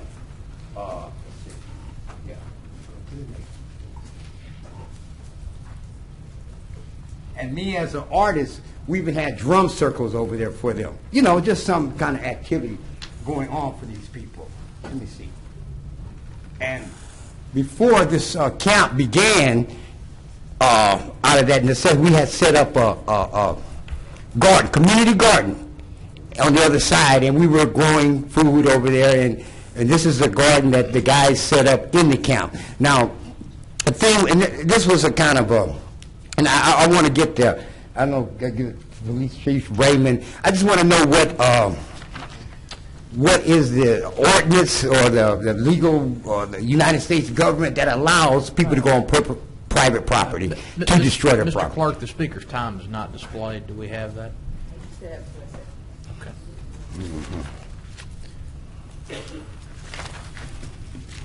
Okay. And, the fact that these men or women of that, expired? Mr. Chairman, the speaker's time is expired. Yes, sir. Of course. Ron, Yes, you sir. remember me, don't you? Yes, sir, Jay. We sat on my tailgate and visited. not Yes, long sir. ago. Yeah. What, I'm asking you a question, what type of ordinance did you think that we had? Okay, let me run it. We were set up the camp. Now, there were some problems at the camp that they didn't have a toilets. They didn't have running water. So we rented some porta potties, put them out on the land, and we got a water bill from the city because they brought out something saying, well, you don't have these things, so we want you to shut it down. No problem. We got those things, okay? there was no mention of any kind of illegal activities going on. Okay, if I don't know Ben Raymond or whoever's in here representing the police, but if they did any intelligence on me to find out who I am, I don't deal in drugs. Okay, that's from 20 years I've been in this city. No one can police or snitch or whatever can say, oh, Ron sold me anything. So I don't understand why they didn't come to myself or Mr. Cox and say there was a problem when they brought us a paper that said the only problem was the toilets in the water. Now, they went on the back of this land and they tore it down, James, Mr. Fleur. Yeah, well, look, I don't think we can get the answer today, but I will commit to you to meet with you after the council and see what we can. Because I'm wondering, I mean, I know they got a lot of laws and drug laws and this and that, but I think it was a thuggish act committed. And there was some secret emails going on that by the city of Shreveport, and I don't know who they are. But it was a very thuggish act. You know, it's like, I'm just say this. Yeah. It's like Marshall, Texas, they got drugs in it, and it's coming to Greenwood, Louisiana. The Louisiana police does not go to Greenwood, to Marshall, Texas, and tear down their stuff. That's like an act of war. Ron, your time is up. Yes, sir. I will get with you, okay? Thank My you. commitment to that. Thank you. Let me add. I want to add for the. You can go ahead, Ken. Let me just say that, and I looked into this, Ron Hardy. Okay. Yes, sir. I received some credible information that some illegal activity was Yeah. going on there. Mhm. Okay. Now, Okay, that's fine. The camp, and I appreciate your sensitivity to the Well, homeless. and could I less ask you one question, Mr. Bradford? Now, there's drug activity going on at the location on Oakland Avenue. Let's tear that down. The one across the street. Ron, I want to stay with this subject. Yes, sir, but I'm saying- I'm not an officer, and I'm trusting that they will respond to what they need to respond to as it relates to these type of activities. But what I want to tell you was that there has been conversation between the MPC, Community Development, and some other city areas that we have targeted, an area that we feel like we can reestablish a site for our homeless and less fortunate to Oh, great. to frequent and to have a Yes, life sir. Yes, sir. outside of the element. So give us opportunity to follow up on that. Yes, sir. I was just really addressing following proper protocols. I know the mayor knows he's a military man. There's I'm nothing, just we can saying. do, there's nothing we can do about what has been disassembled. But they tore up stuff, but people lost. A guy called me needing $6 to buy a Kent. I only have $4. I had to go borrow the other $2. I'm just saying, I'm just saying it was wrong, and we need acknowledgement, and we also need the young man who built that thing, because I didn't show you all the pictures. They had gates and everything. I get it, but it's Yeah, we understand what you're saying, but I'm just saying, but who? Well, maybe we should meet with the we- offer of we- the city we are council looking at- and we are meet looking at these an people and alternative make to something what happen. happened. That's all I want. And I just want everybody, while you're tucking your babies in and loved ones for Christmas, the 12 days of Christmas are coming up, think about the least of your people, too. Thank you, Ron. Mayor Perkins. And, I just want to add, some citizens contacted me about this, the area, and city departments contacted me on what to do about it. And when we found out it was a camp, I'll forward the council my emails. I told them, do not disturb it.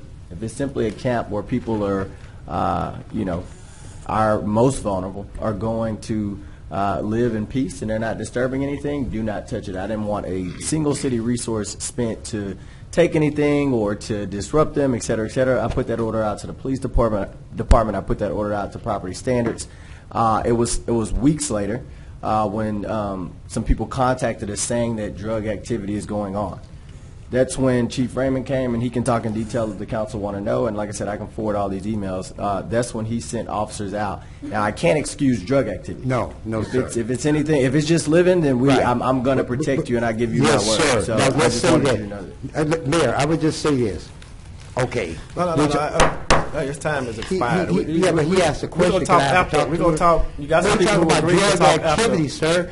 after the fact. Yeah, but after the fact. After the fact. There's drug activity all over the city. Let's start tearing down the police with the property room because the drugs are coming out. I mean, you just don't go do that. You just don't do that. I mean, this is the U.S. That's why.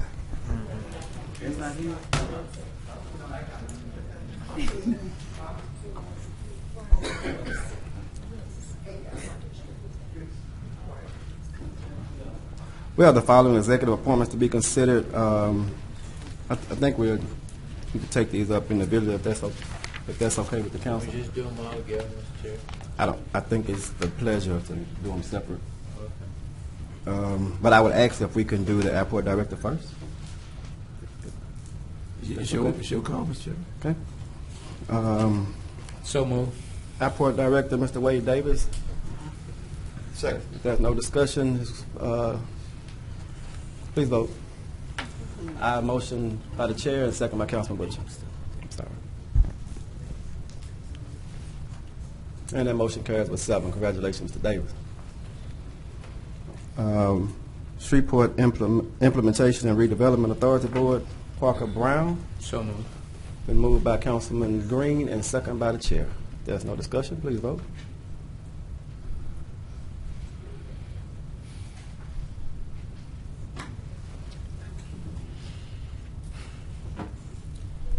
There we go. And that motion carries with 7. Congratulations to Mr.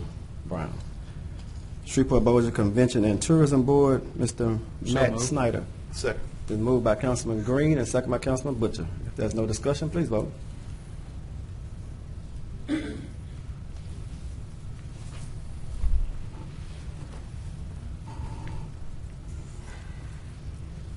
And that motion carries with 4.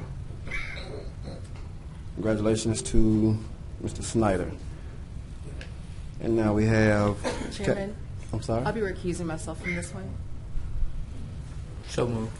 We Do I need have to give a reason, or can I just recuse? just recused me, I understand.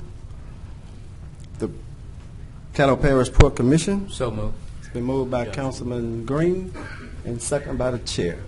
If there's no discussion, please vote.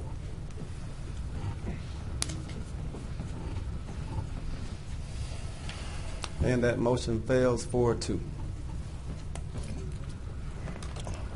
Mr. Thompson, there are no items on the consent agenda for introduction. Mr. Chairman, we are now under regular agenda legislation. Resolutions on second reading and final passage. The first is Resolution 132, stating the City of Shreveport's endorsement of Twin Oaks Investments, LLC, to participate in the benefits of the Louisiana Restoration Tax So moved. Abatement. Second. It's been moved by Councilman Bradford, second by Councilman Butcher.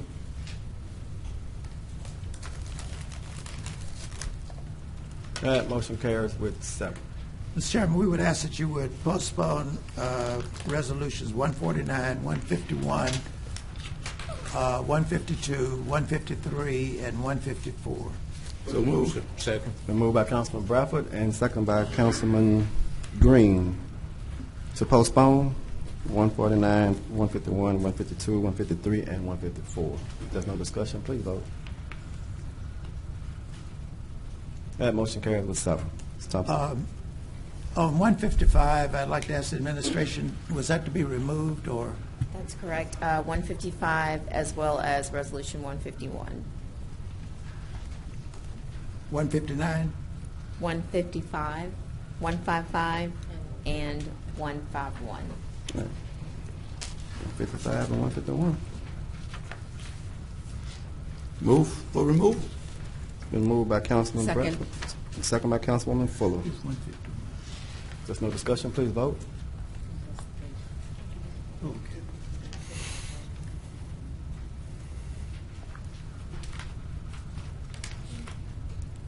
And that motion carries with 7. Thompson. We're now on Resolution 157, authorizing the adoption of the revised City of Shreveport Sport Train Title VI program. So moved. Second. Moved by Councilman Green and second by Councilman Fleury. If there's no discussion, please vote.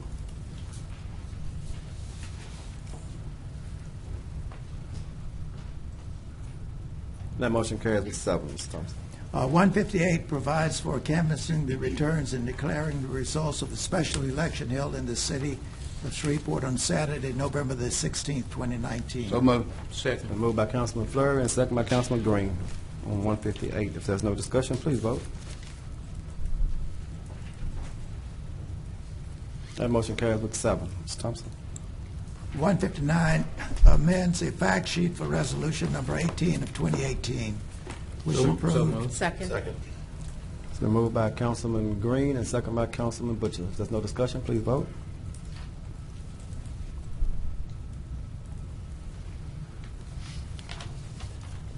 And that motion carries with 7. Ms. Thompson. Resolution 160 has been adopted. Resolution 161 needs to be postponed. So moved. Second. Move to postpone by Councilman Vice Chair Nicholson and second by Councilman Butcher. If there's no discussion, please vote.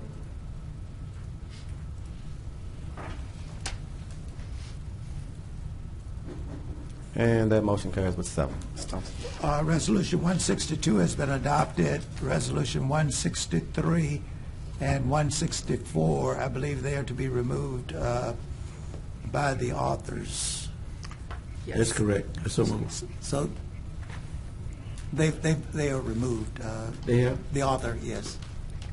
Oh, pardon me. So we're announcing for the record that they're removed. Yeah, we did that earlier. Okay. That's true. We have one add-on, it's Resolution 165, honoring the life and legacy of civil rights pioneer Dr. C.O. Simpkins, and otherwise provide with respect there. It's been moved by Councilman Bradford and second by Councilman Green. If there's no discussion, please vote.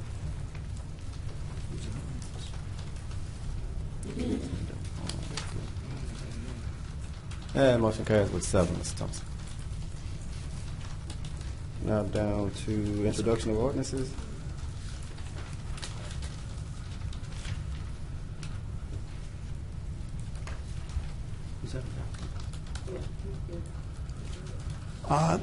There are no resolutions to be introduced. We have 2 ordinances, 189 and 189 closing and abandoning an alley in the Coulter subdivision of TAL 20 Shreveport in Section 37, Township 18 North, Range 14 West, and Ordinance 190 amending Chapter 78, Section 123 of the Code concerning facility servitude over city-owned property.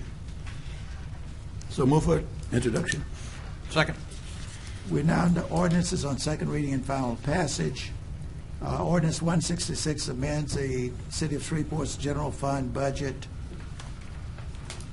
So moved. Second. Moved by Councilman Green, second by Councilman Fleury. Question, we was in lengthy discussion. Is this to clean up the previous year's deficit? Is that what we're doing? This one is for the city engineers department. That we talked about yesterday. This is for city engineers department. Engineering This is not, the next one is the one to. Oh, the next one is the one, Yes, okay. sir.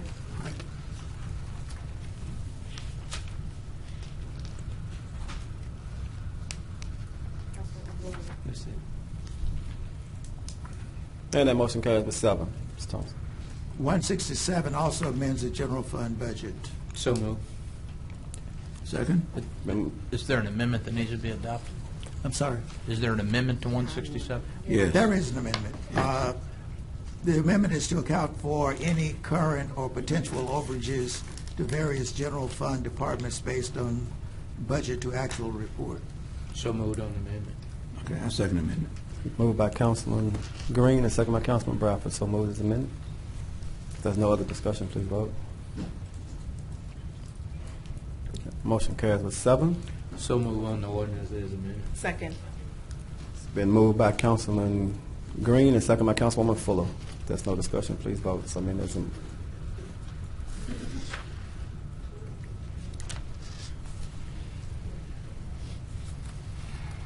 motion carries with 7, Ms. Thompson. Ordinance 168 amends the 2019 budget funding contractual services provided by Sportran. So moved. Second. It's been moved by Councilman Green and second by Councilman Butcher on 168. Please vote.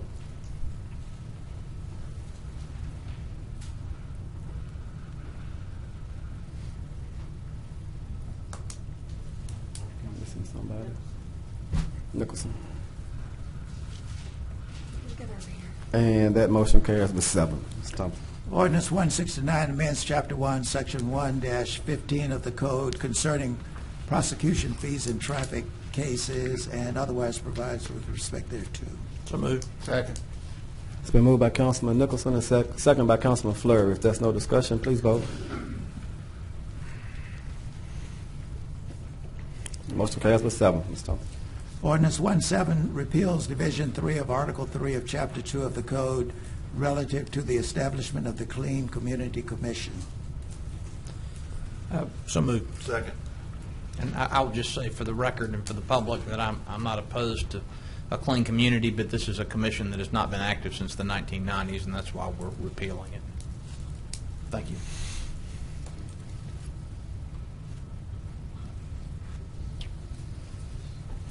Motion carries with 7. Ms. Thompson. Ordinance 171 amends Chapter 1, Section 1-14 regarding general penalties for unlawful acts, unlawful offenses, and misdemeanors. So moved. Second. It's been moved by Councilman Nicholson and second by Councilwoman Fuller. If there's no discussion, please vote.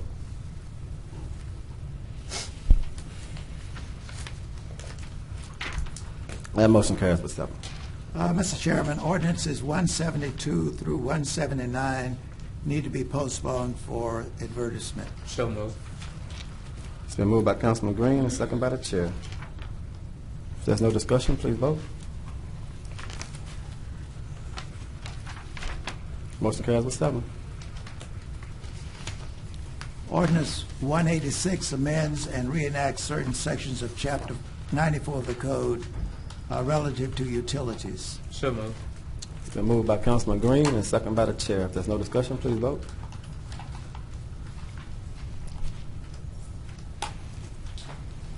And that motion carries with 7. Ordinance 187 amends various articles and sections of the Unified Development Code. So moved. I believe, is that the one, Danielle, that you sent Danielle's out? 187.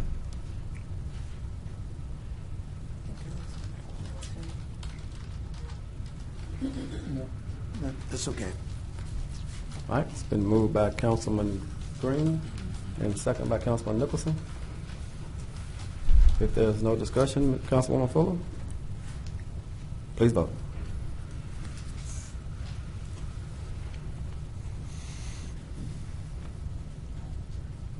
And motion carries with 6.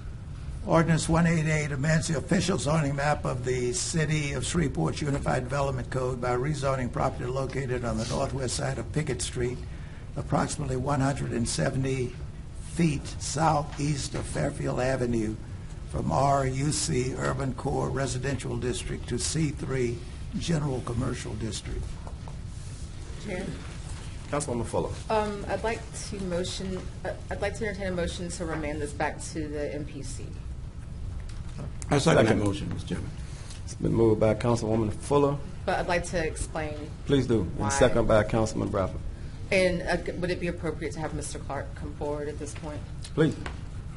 I feel that there are a lot of issues with changing the zoning to a commercial 3 in an area that we determined through the master plan and when developing the UDC should be an urban core district.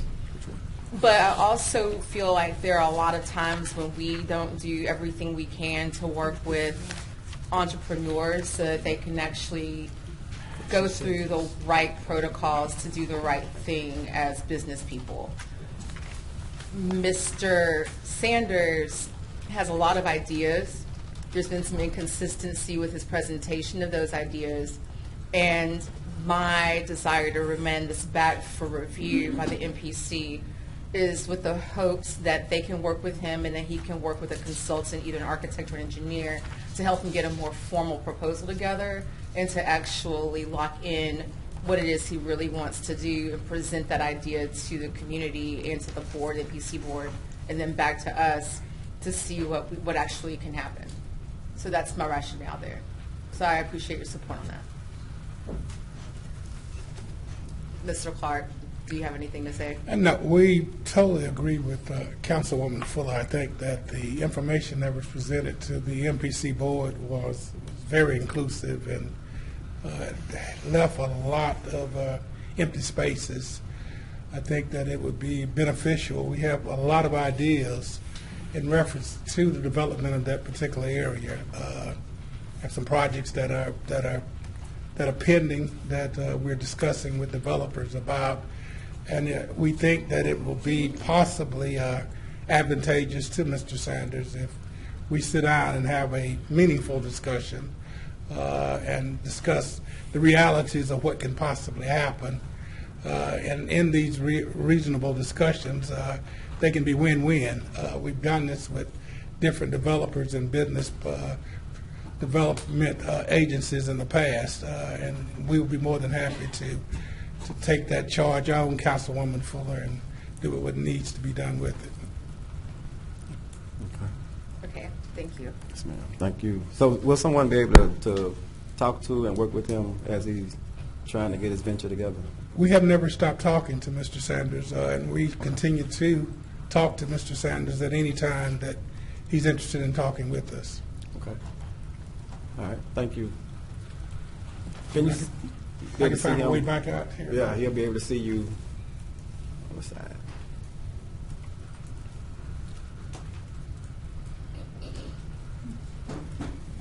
If there's no other discussion, please So, vote. just for clarity, this is to remand this case back to the Metropolitan Planning Commission.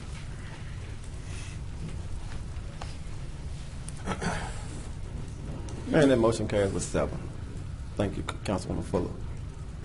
Mr. Thompson? Mr. Chairman, I requested that you would postpone Resolution 151, but the administration wanted it removed. You may want to reconsider this ordinance and remove it from the agenda. This is the one concerning the fire department and the extension of the time to investigate. So moved. Second. It's been moved by Councilman Nicholson and second by Councilman Butcher. What number? That's 151, right? Right. And it's a vote to reconsider. It's a vote to reconsider. To reconsider. To reconsider the ordinance. You voted to postpone it, but the administration wants it removed from the agenda. So now we'll vote to remove it. You're voting first to reconsider. Yeah, and then I'm saying. Yes. And then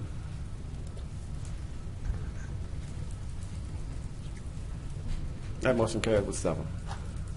Now we move the ordinance 151 be removed. Second. Resolution 151. Keep it straight. By Councilman Bradford and second by Councilman Butcher. If there's no other discussion, please vote. Y'all keep Councilman Bradford straight down there, please. Thank you. That motion carries with 7. All right, Mr. Chairman, we're now on the budget ordinances. The first is ordinance 140. I'm sorry. Councilman Green? Yes, sir. Mr. Chair, I just wanted to say this before we got started.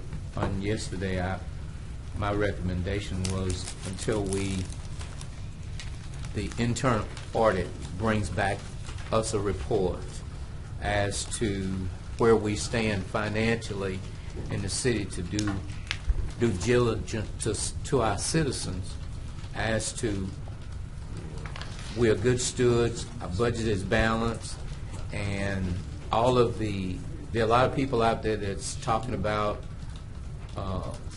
we're broke and we're this and we're that.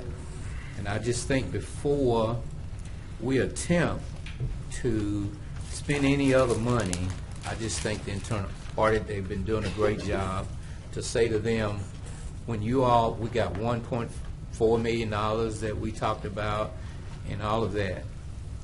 Once they finish that report, I don't think we ought to rush into anything. Then we can all, this group, along with the administration, can come together and talk about each item. I'm not against any of them. I mean, all of them, we need everything on here.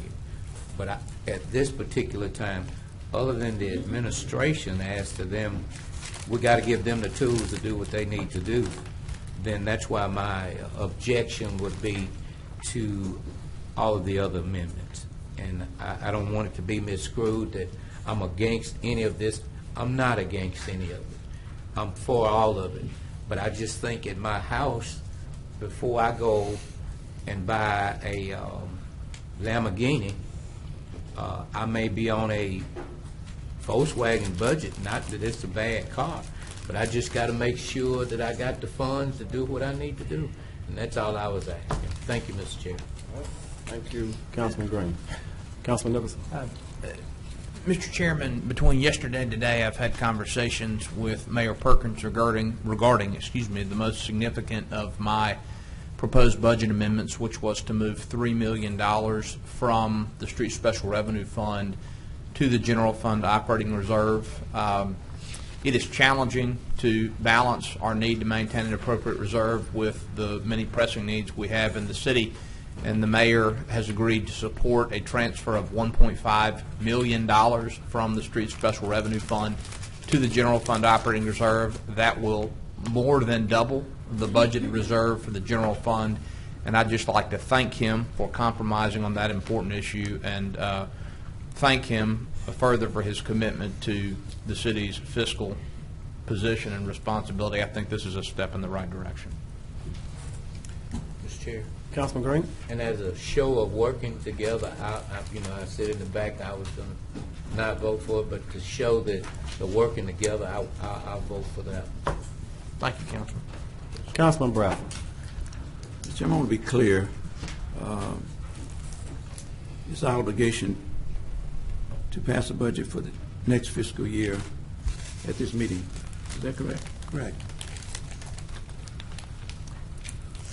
So whether or not we agree with some of these budget amendments or not, we got to address them.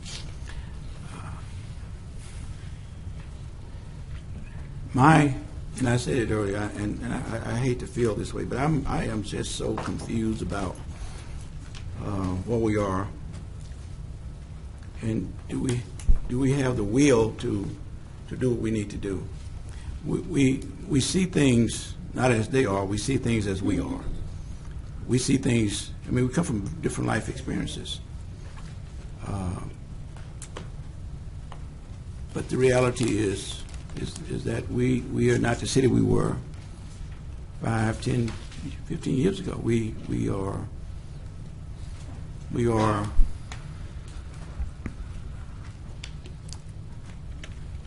losing ground, and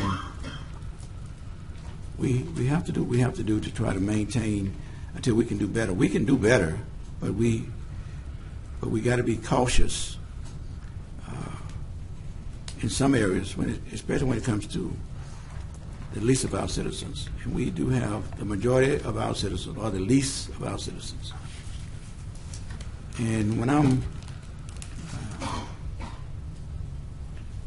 I'm at the state that I am now, I don't know the answers. I wish I did, but I'm almost compelled to, in a way that Councilor Green is, in that moving cautiously and looking at the amendments. I got to, the council clerk and our analysis person asked that we submit amendments starting after the procedure, after the hearings on the budget, and yet we didn't respond. We waited until the last minute to present what we see now, and some of them are confusing.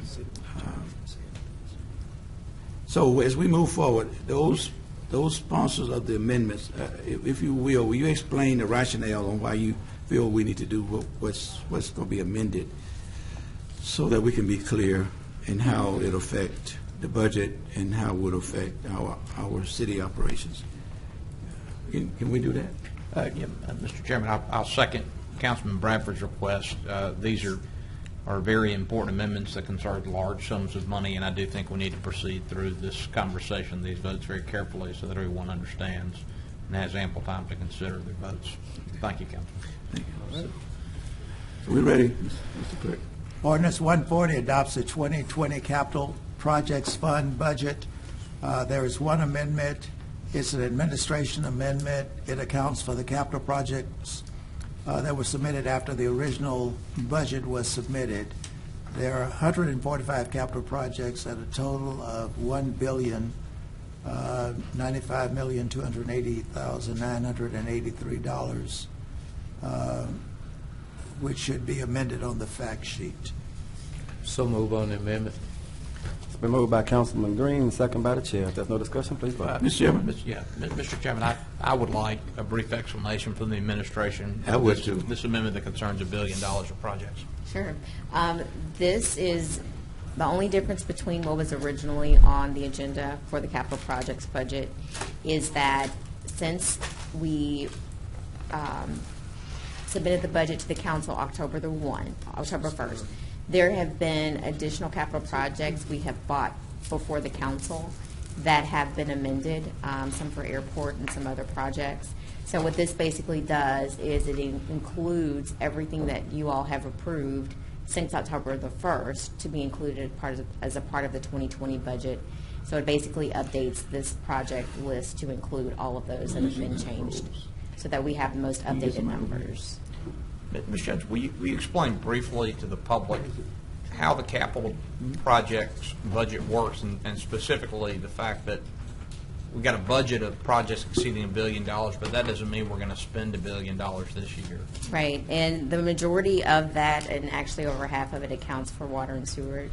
And the capital projects budget rolls over from year to year. Right. So the total budget of what you see is the total that has been allocated. Some of those projects could go back into the 2090s. What the budget is does not mean that the balance is actually there. But what we are doing is continually accounting for what the total budget was. The budget document that we submitted to the council, which is also available online, shows the balances that are available in each of those projects. Okay. Thank you. Thank you.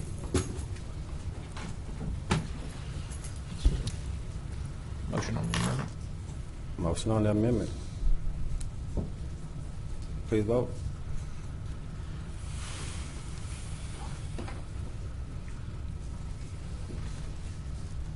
And that motion carries with 7. Motion on the ordinance as amended, Mr. Chair. Is that second? I believe it's been removed. It's been Okay. pulled. Okay, my machine was out. I didn't know. Motion on the ordinance as As amended. Motion by Councilman Green, second by the chair. If there's no discussion, please vote.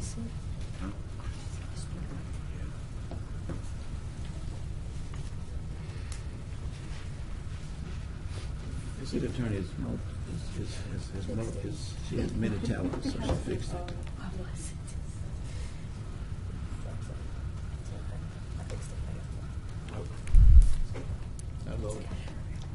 Motion carries with 7. Ms. Thompson. Ordinance 141 adopts the 2020 Riverfront Development Fund budget. Amendment number 1, it adds $85,000 to personal services to account for economic development coordinator's salary, the fair share director's salary, and city grant researcher. This amendment does not change the budget amount, rather reallocates to account for initially intended budget for the economic development effort. So move. That's an administration. Second. Ms. Jones, will the administration explain this amendment? Yeah, I was about to say, can I Mayor, comment? excuse me. Just, Yes. I'm not sure if everybody was in the room yesterday when we talked about our justification for this, but just as a reminder, the breakdown of NPC funding is about 70%, 80% city, 30%, 20% parish. But we have equal representation on that board. This isn't to sting the NPC in any way. This is to pressure the parish to invest more so that we can reduce our burden there and do much-needed investment into our economic development and fair share department. So that's the justification from the administration.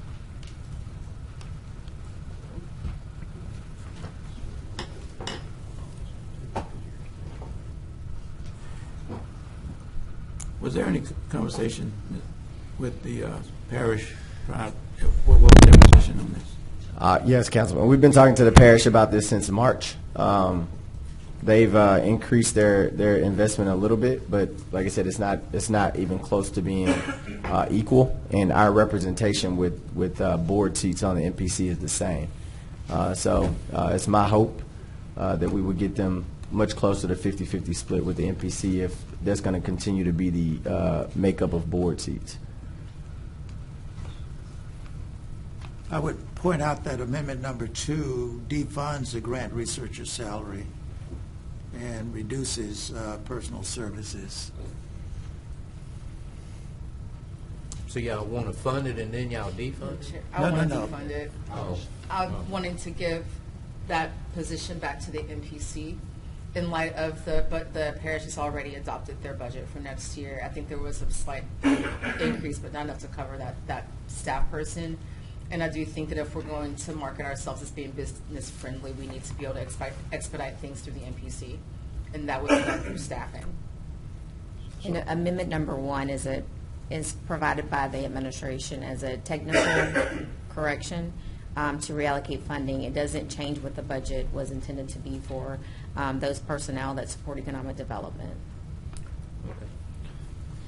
So, Mr. Clark, if we agree with Councilwoman Fuller's amendment, what's the proper sequence of votes? If we amend it by Amendment 1 and it's amended by Amendment 2, then Amendment 2 stands?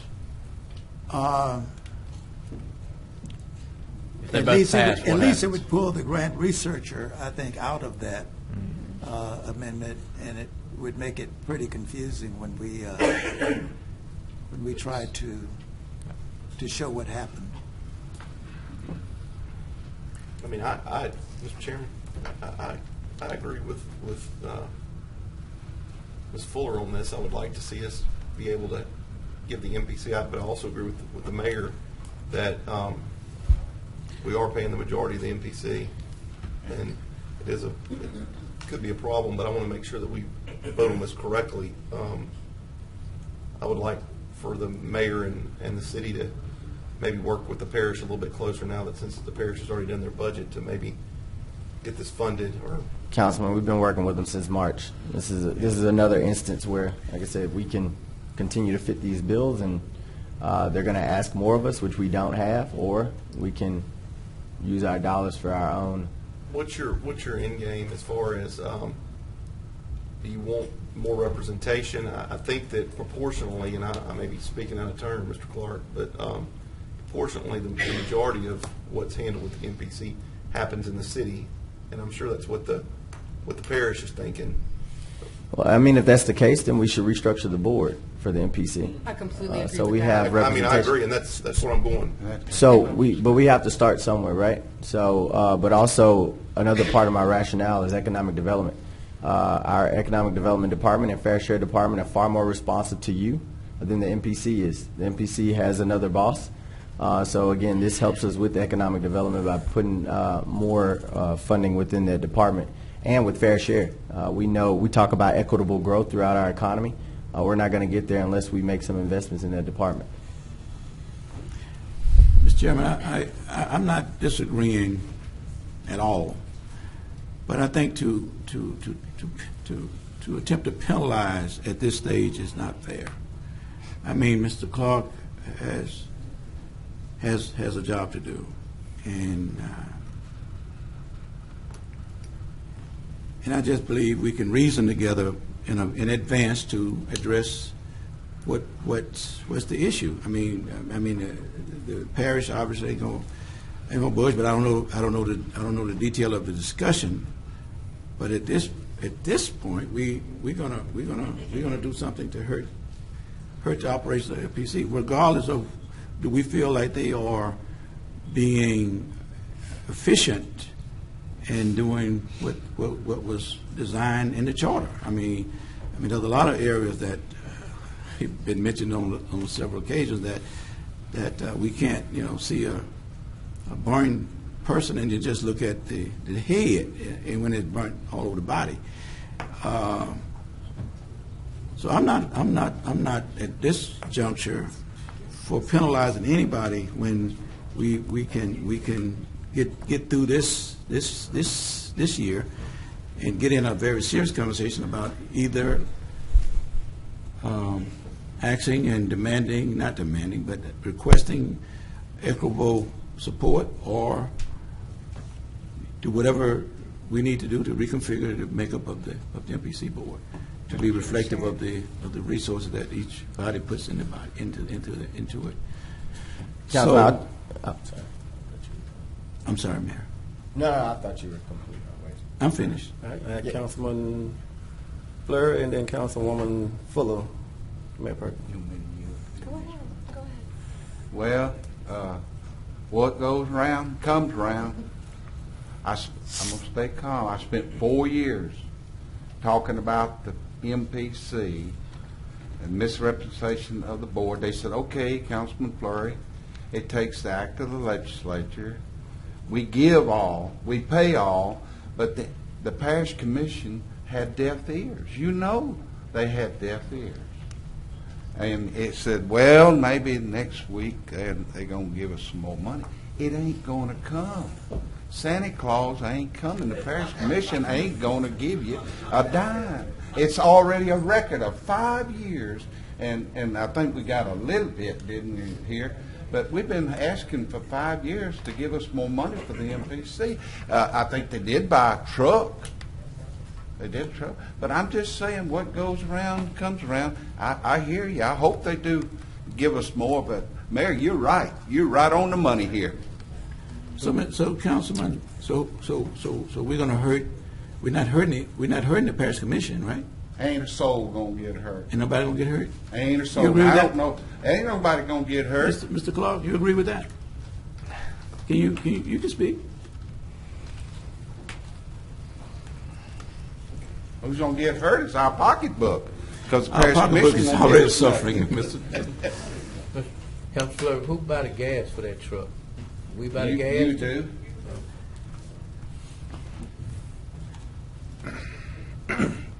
It's always so difficult each year that you have a staff upstairs that's used to strengthen positions between the city and the parish. We work very diligently in the city. We work very diligently in the parish. We're just trying to promote orderly growth and orderly development within the planning limits. It takes staff to do that. It takes qualified planners to incorporate some of the things that you want to happen. And the only way we do that is to have adequate funding to employ staff. I know nothing else to do. We've gone through 3 years of laying off staff, being defunded, trying to rebuild, trying to recreate, and trying to get to a point where we can move forward. And it's disheartening, but reality, I guess, that we're still struggling with the same problem over and over again. I mean, we cannot make the Caddo Parish Commission do anything. We work with the Caddo Parish Commission. We're prepared in 2020 to make some proposals to the Caddo Parish Commission in reference to how we address planning and zoning in the parish. There are some differences in discussions. But the reality is, I don't know if you all want to control the board, but most of the members of the board live in the city of Shreveport, not outside the city limits of Shreveport. So they are citizens of the city of Shreveport. And that must be taken into partial, if not a little, consideration. We were established by an act of the Louisiana legislature. The idea was to, by pure legislation, was to ensure that the city and the outlying areas, the immediate areas up to 5 miles outside the city limits, were in synergy, were in sync. And they had similar regulations at such time as when you want to do an annexation of a contiguous area into the city limits, that particular area already was familiar with and in compliance with the laws that are happening in the city of Shreveport. We think that we, evidently not, but we think that we are a very viable entity in the continued growth, the economic growth of the city of Shreveport. We study all over the United States of how other cities are utilizing organized growth, organized development, attracting industries into incorporated areas. And we're here, we're one of the best management tools that this council and this administration can have. And we stand by that with everything we got. Mr. Chairman. Councilman Nicholson? Excuse me, I didn't know that you had the floor. Councilwoman, please. I just wanted to add something that actually to echo, my initial statement was to echo what Mr. Clark just said. We have a legislative mandate for this particular department, and I think that we are responsible for making sure they're staffed up to do the work, which is majority in the city, regardless of the feedback we're getting from the parish. And what we need to maybe do is look at that this legislative session. And we can start making our adjustments from there. Because it won't matter how many grants we try to research about if we don't have anyone to actually get anything moving on the fourth floor. Thank you. Mayor Perkins, then Councilman Nicholson. I don't know why they're still up there. Okay, Councilman Nicholson. First, I'll say, Mr. Chairman, that in my view, Mr. Clark has just done an exceptional job this year as director of the MPC. I got more complaints from business owners about the operation of the MPC before Mr. Clark took over than just about anything else. I hear what the mayor is saying about board representation, and that sounds right to me. I do think that if we're paying most of the freight, we ought to have a majority of the board representation. But I don't want to do anything that will adversely impact the efficiency and the operations of the MPC. I'm thinking back a few months ago to a game of chicken we played with the Caddo Parish School Board about who was going to pay for crossing guards. And it went poorly for us. We pulled money and then we gave it back. So I would hope that we could reach an agreement of some kind with the Caddo Parish Commission rather than pull funds unilaterally. Although I hear Councilman Fleury saying they've been trying that for years and it just hadn't done anything. But I'm just reluctant to pull their funding. But we have not. This council, not a previous council, has passed legislation requesting that from the legislative session starts in March. We can get one of our local representatives to carry somebody that like water. Cedric Glover or somebody like that. No, not Cedric. He's not hardly there now. Yeah, get Cedric. I mean, he'll lead it down. I'm saying let's sponsor a resolution asking that the Louisiana legislature reconfigure the makeup of the Caddo Parish MPC. To give us more board seats. I'm sorry? To give us more board seats, the city. Yeah, to reflect the funding level, and I think I know I have a representative who will carry it through the legislature, and not Cedric Glover, and I have a senator who I think will support it as well. So let's do the right thing, and then let's do it. Let's handle it the right way. I just want to state for the record, because Councilman Bradford, we talk all the time about the Fair Share Department and us needing to bolster it. We can only afford to do so much, and this is, we're early in the budgeting decisions now, but we're trying to be fiscally responsible with the resources that we have, and this is an instance where I think things that I've heard about our values and what we prioritize was reflected in what we did with the budget here. But ultimately, the purse is in your hands, so this is directly going to cut against our capabilities with economic development at the city and with fair share in the city. So I just want to state that for the record prior to the vote. Thank you. So, Mayor, can I ask you, if you was to, and again, I'm familiar with what's been going on in the fair share, how can you justify the adjustments in that department when I have not seen the productivity that would warrant additional resources? Can you respond to that? The productivity within Fair Share Department? Yes.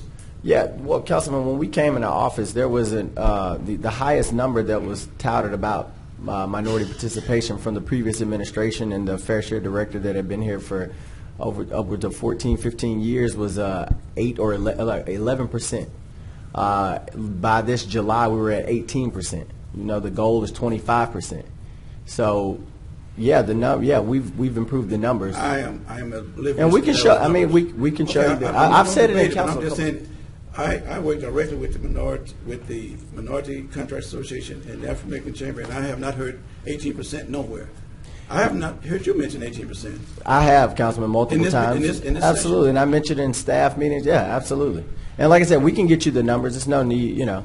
I won't throw any numbers out without justification. So we can get you the numbers of it. But again, this is going to directly cut against our capability of expanding that number.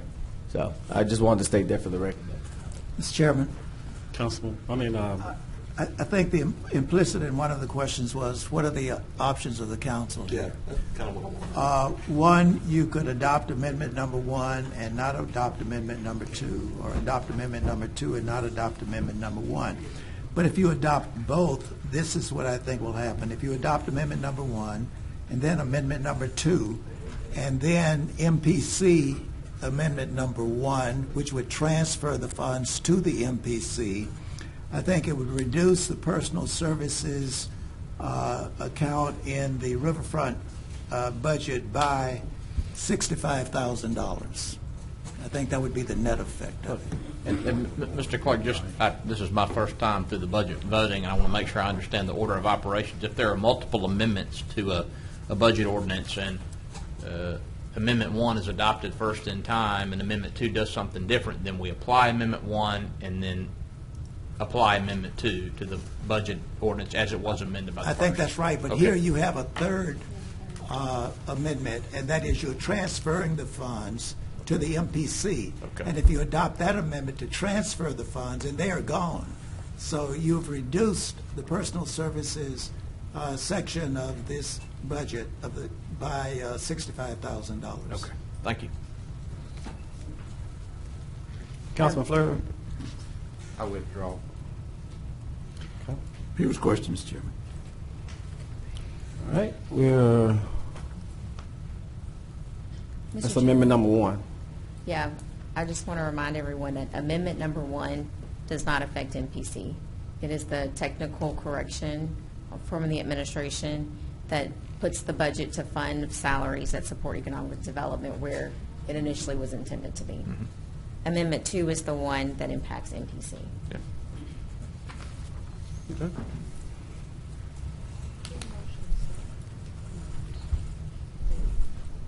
Please vote. Number 1.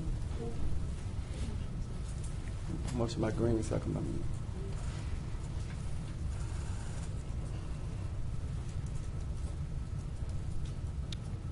Missing, okay.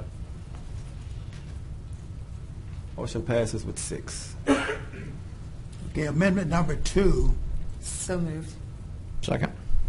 What does amendment number 2? it defunds a grant researcher salary of $40,000 and reduces personal services by an additional $25,000, which totals $65,000. And then it transfers those funds to the MPC.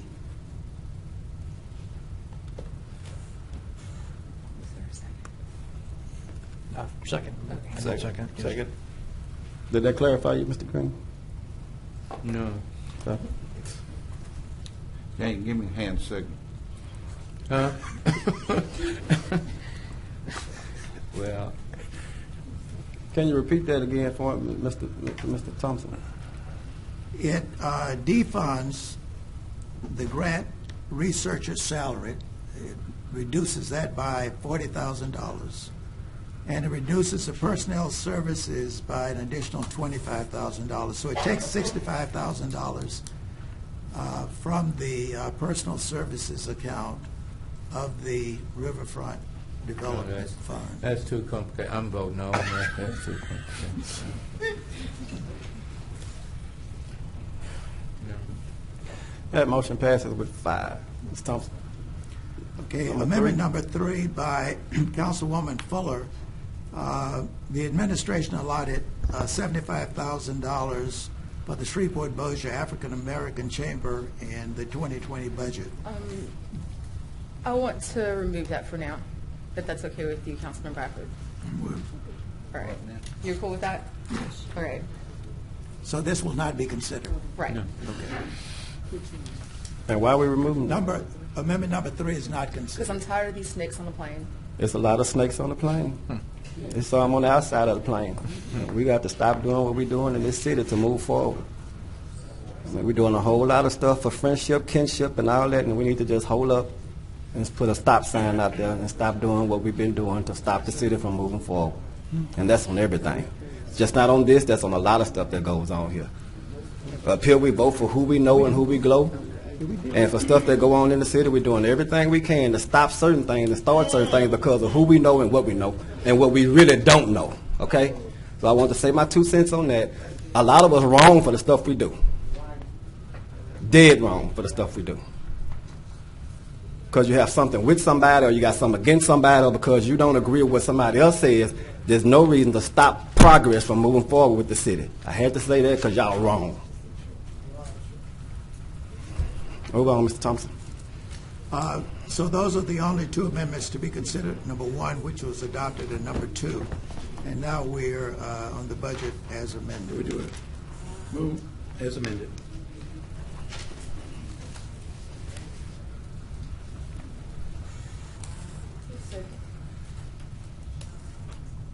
Is there a second? It was second by Councilman Nicholson.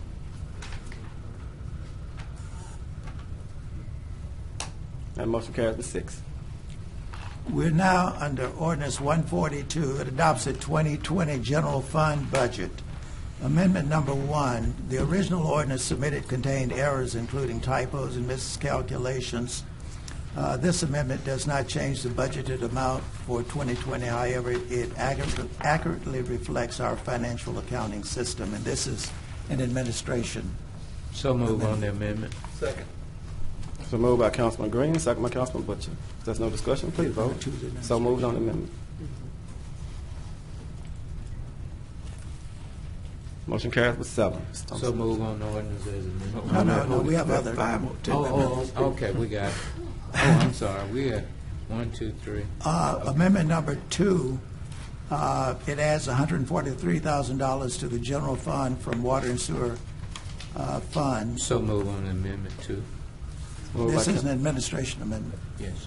Been moved by Councilman Green, second by Councilman Fleury. Mr. Chairman, may I ask the administration to explain the benefit of this amendment and its purpose?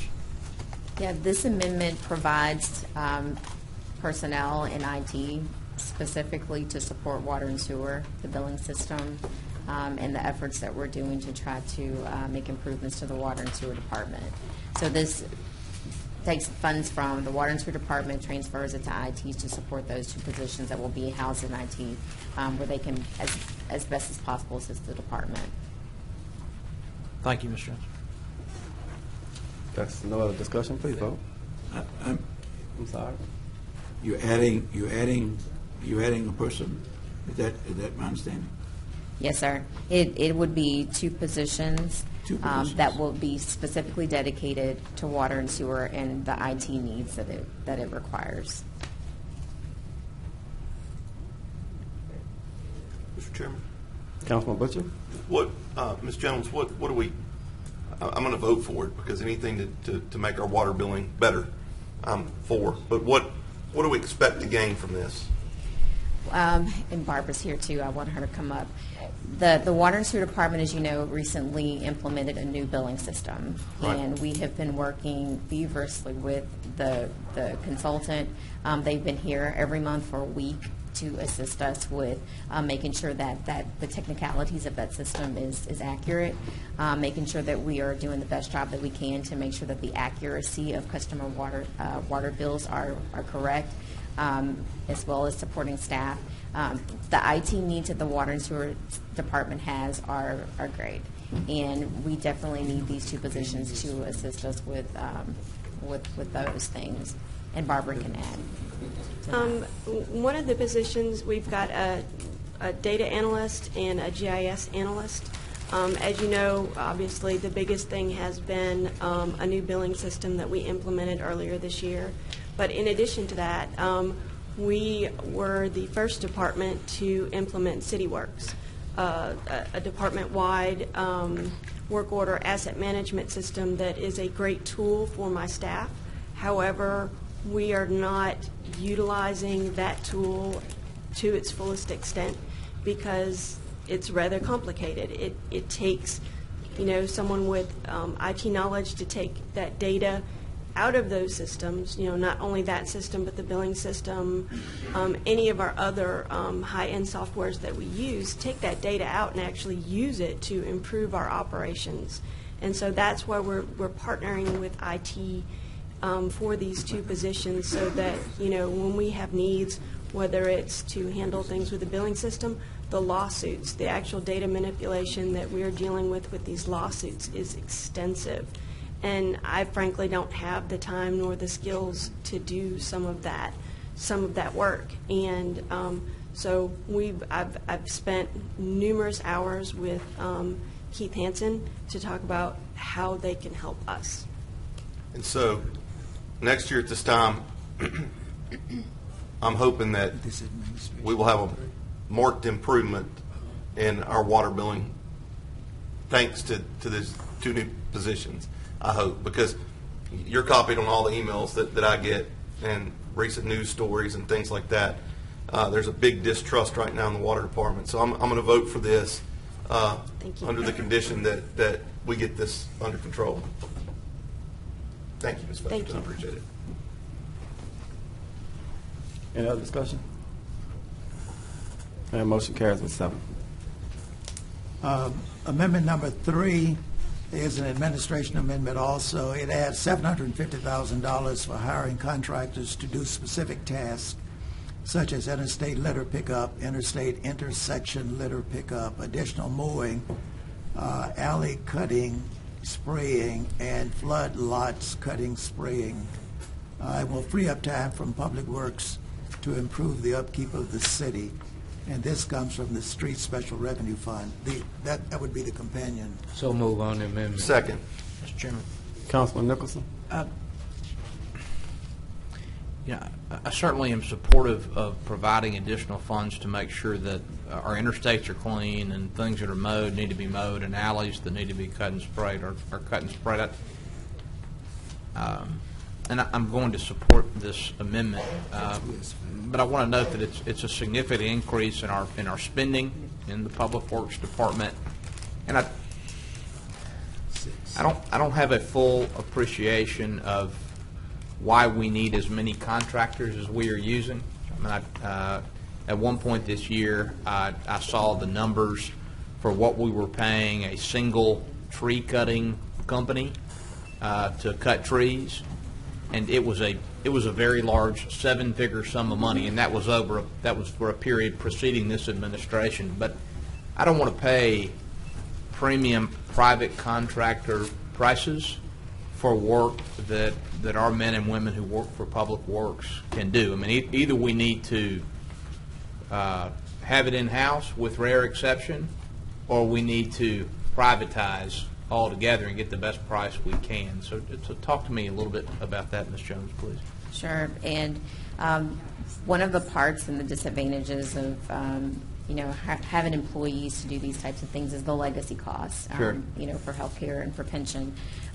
We specifically want to work with Shreveport Green so that we can make sure that we're being as prudent as we can to receive the best and most competitive pricing as far as contracts are concerned.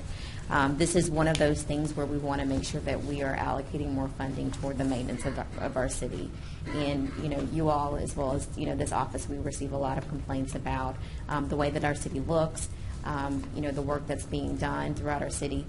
This will also free up our current employees who do the right-of-way maintenance and mowing and things of that nature to be able to be more responsive to the council and to the administration as well when you find those instances where there are areas that need more attention. So this allows staff to, to be reallocated to, to include those types of kind of one-offs and emergencies, but also gives us a more consistent and regular schedule, with interstates and litter pickup throughout the city. I appreciate this, and I'll reach out to you and to the mayor at a later date on this last point, but some of this work seems very well suited to requests for proposal, and perhaps we're already moving in that direction, but I want to make sure that we're getting the very best price for these third-party contractors that we can. Yeah, I agree. We want to do that as well. Vice Chair. Excuse me, Councilwoman Fuller. I just wanted to say this is a very nice companion to the street cleaner with a vacuum that Mr. Fleury got last year, right? Okay. Mr. Chair. Councilman Butcher. We discussed this extensively in our budget workshop that we had and hearings that we had, and I appreciate the mayor doing this. After talking to Mr. Norman with Public Works, I think that his crews are taxed to the limit. I think we discussed that they're even working on Sundays. And now I will say this, like I just said about the water billing, we're moving a tremendous amount of money, $720,000. I want to see what we get. I want to see some bang for our buck. I want to also see the city start looking at doing contractual agreements with outside agencies and private entities in order to get those legacy costs down. And I think that it's a very, very good thing. And we discussed it, and that's the reason I seconded it without any questions, because we discussed it extensively. But I do want to see my bang for my buck. So let's get on it. Yes, sir. Mr. Norman. Thank you. Chair.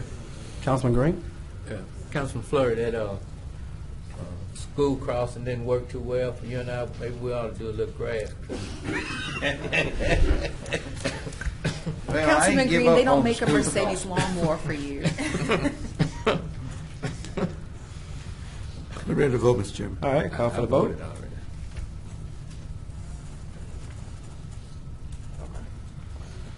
Well, the crystal part of their chance, so let's And everybody's invited. Motion carries with 7. Amendment number 4 transfers $1.5 million from street special revenue fund to the operating reserve to increase the operating reserve. So moved. Second. And before we vote, I'll say once again that I appreciate very much the mayor's supporting a transfer of $1.5 million from the street special revenue fund to the general fund operating reserve. The number that we come up with following this transfer will be a bit short of the 2019 budgeted reserve, but this administration started with a deficit, with a negative number, and we had to climb out of the hole. So the mayor has committed to me and other members of the council that he will continue to incrementally increase this operating reserve. That's certainly in the best interest of the city, and I look forward to working with him between now and 2022 to do that. On the sheet it's saying 2. This saying, on the sheet it said 2 million. Because on the sheet it's saying 2. No, it was changed. We've changed it to 1.5. Okay, so it is 1.5. Yeah, mine says, Mr. Chairman, mine says 2 point.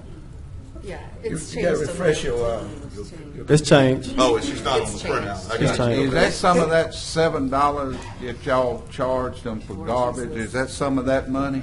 Councilman Nicholson. Is that some of that money, Mr. Mayor? Well, I got it. I'm slow on math. Mr. Mayor. I got Willie to help me. The staff changed on the computer while Nicholson Is was this doing part? that Is this progress. part of the? Is this part of the money where we? Councilman Green, we saved the city from the brink with that fee. That was Yes, 4 sir. of us, right? It was. That's Yes, right. sir. Just so everybody will be clear, it's 1.5 million And we've changed the budget ordinance to say that even though it may not be changed. I got you. I just want to make sure. Mr. Chair, what we're saying is that if it had not been for us four, we wouldn't be having this 1.5. That's correct, Councilman. I appreciate it. But Virginia Evans, I'm going to leave that alone. Go ahead. So I think there's a question out there, what we're doing here, and basically what happened is, there was supposed to be, it was originally proposed at $2,236,900, but the mayor has agreed, and so we're doing 1.5 as opposed to that number. So that's what we're going in a vault somewhere. We're moving it 1.5 million into reserve. In a vault, yes, sir. All right, good. Mr. Thompson, it's updated, it's amendment number 4 should be 1.5 million, is that correct? 1.5 million, amendment number 4. Okay. All right. And call for the vote, please.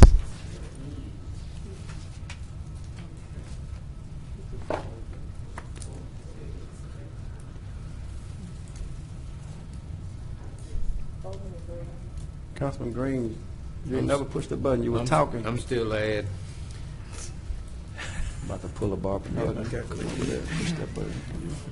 I heard that. Chairman, I would like the record to reflect that when I refreshed it, it still didn't come up to 1 point. You trust the clerk, right? Mr. Chairman. Trust the clerk. Oh, I trust the clerk. I trust the clerk with everything. It was changed by the author after we got in the meeting, and we have the paper copies we've changed. So it's 1.5. Well, all I can see is what I've got in front of me. I mean, It's gonna be okay. I operate and, by what's in front of me. Motion carries with 7. Okay, amendment number 5 transfers $150,000 from Street Special Revenue Fund to General Fund to fund software in the amount of $50,000 for the Internal Audit Office and $100,000 for City Council investigations.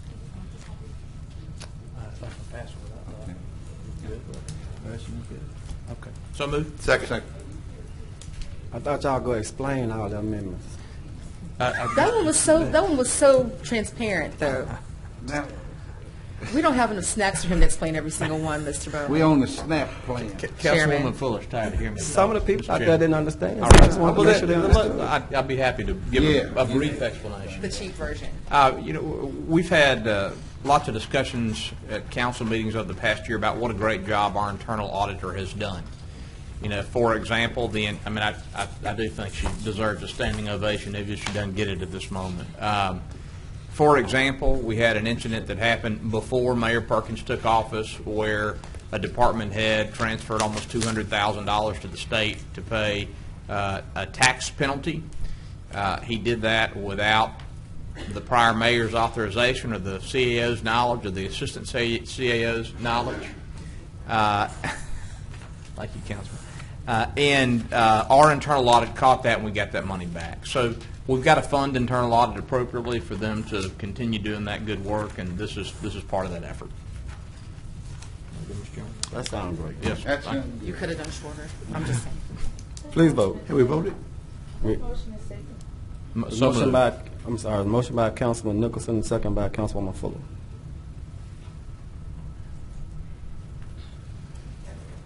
Or vice versa. Councilman Green? Still counting? I voted. No, we voted no. Huh? I already voted. Yeah, I'm no on the rest of all of it. Motion carries with 6. Amendment number 6 transfers $50,000 from the Street Special Revenue Fund to fund a digital forensic lab for the police department. So moved. Second. Explanation? Councilman Bradford, we asked Chief Raymond at our last meeting to provide us a list of his critical needs. One of those critical needs was a digital forensics lab. In 2019, it's concerning to me that our police department doesn't have its own digital forensics lab. That's a critical part of solving crimes. This will fund that need. Chief Raymond also indicated that he had a pressing need for additional police cars. After discussion with our colleagues, it sounds like that's better and the administration. That's better funded by finance packages, and so that's not addressed with this amendment. Thank you very much. Yes, sir. Do we Councilman- not all, I'm sorry. Mr. No, Chairman. Councilman Fleury. Excuse me. Don't we already have access to this through the Northwest Crime Lab? They're on Lime Avenue? I do, Councilman Fleury, I do understand that we share resources with that entity. Chief Raymond, when I ask him, send me your most critical, Chief, are you present? You want to address this? Thank you. But as he comes up, I'll say again, when I asked him for his most critical needs, this was something that he identified. Mr. Chairman, just real quick question that Chief Raymond might be able to answer real quick for us. Is there a backlog at Northwest Louisiana Crime Lab? There is, and the Northwest Louisiana Crime Lab does not do digital forensics. They take care of other forensics, firearms, DNA testing, things like that. Our digital forensics evidence needs are being met in Bossier Parish, and we utilize a couple of different agencies, Bossier Parish Sheriff's Office, Bossier City Marshal's Office, but we backlog them. We're the largest agency in Northwest Louisiana. We have the greatest needs, and there's really no reason we can't do this work ourselves, with the exception of us having $50,000. About $30,000 is in equipment needs, and then about $20,000 will get us that first year in contractual services, maintenance agreements, software, things like that. Well, let me give you what I think is a specific example, and you tell me if I'm right. Oftentimes, you see cell phones in connection with crimes and crime scenes, and when they're locked up, like an iPhone is, you got to have special equipment to get into it. Correct. Is that would allow you to do that? So Correct. If we've got a murder that's not solved and a cell phone's got critical evidence on it, the police department needs to have the tools it can use to break into that phone with appropriate court authorization. That's why I think we need to do this. For the record, I will not be voting for this. I don't believe this rises to the level of expenditures. We have other needs, and it's something that I will not be supporting today. Mr. Chair. Councilman Green? Also, Chief, I don't have nothing against whatever y'all want, but I wanted y'all to have a whole new station with all of the whistles and the bells to it. But as I said on yesterday, a delay is not a denial, and I believe we're going to get all of this. It's just going to come in due season. My vote is no. It has nothing to do with you all. Yes, sir. And Chief Wolverton, if you're involved in this, it has nothing. You got a truck. You got some fire trucks that when I was born, y'all still operating with. We would have had some new fire trucks, cars. We would have had everything. But I'm just saying what I'm saying. Thank you, Mr. Chair. One other question, Chief, if you please. Yes, sir.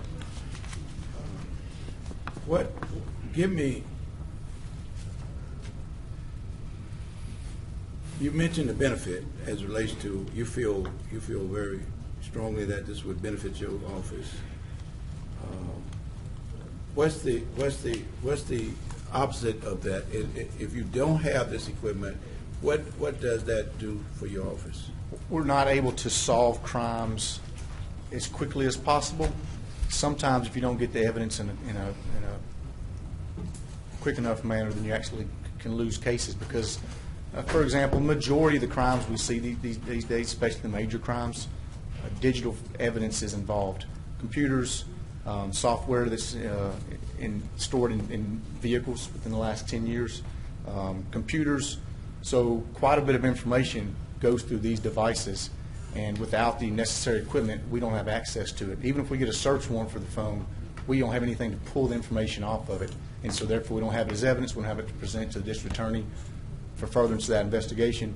And although we do have, opportunities to work with other agencies, generally right now it's reserved for those very serious cases such as homicides, whereas there's a plethora of crimes being committed that we could solve if we had access to a digital forensics lab, that right now we don't even have the opportunity to use this route. So we reserve our associations with our sister and brother agencies across the river for homicides, robberies, violent criminals. But a lot of your property crimes, we do not have the opportunity to get that evidence. When you seek help and resources from other agencies, do you compensate them for that? We do not. You do not.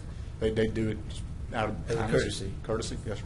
And if you had this equipment and they needed to do a mission to receive information, you would also afford them the same courtesy? Certainly. We've begun, mainly within the last year, we will create, and I don't like to use the word task force because it's got a different meaning, but bring you back to when Officer Payne was murdered in January. We put together a task force, for lack of a better word, where we brought in agencies, including those agencies in Bossier Parish that have this ability. Not only do they have the equipment, they also have the training, which is another portion of that money. And by working together with other entities, bringing in specially deputies and troopers and officers from other agencies, we're able to solve that crime very quickly. We would not have been able to do that had it not been for their digital forensics lab. So we think that the Shreveport Police Department should also have access to that same equipment and allow our personnel to get that training. And we would certainly assist other agencies with their needs. And as a city, one of the largest cities in North Louisiana, we would be viewed as progressive in having this equipment. Yeah, so we're behind the curve right now, to be honest with you. Several years behind the curve when it comes to technology and digital evidence. Thank you, Chief. I appreciate that. You willing to Mr. Chairman, reconsider? real quick, Mr. Chairman. Councilman Butcher.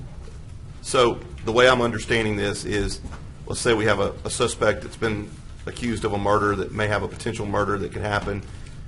You could be delayed getting this data that you need off of a phone, which delays getting the warrant for this person, which could put other people in danger. Happens all the time. Sums it up. Ms. Creel, did you ever work with digital evidence when you were an assistant district attorney? All the time. All the time. Pretty important? Yes. Okay. Mr. Chair. Councilman Green. Chief, let me ask you this.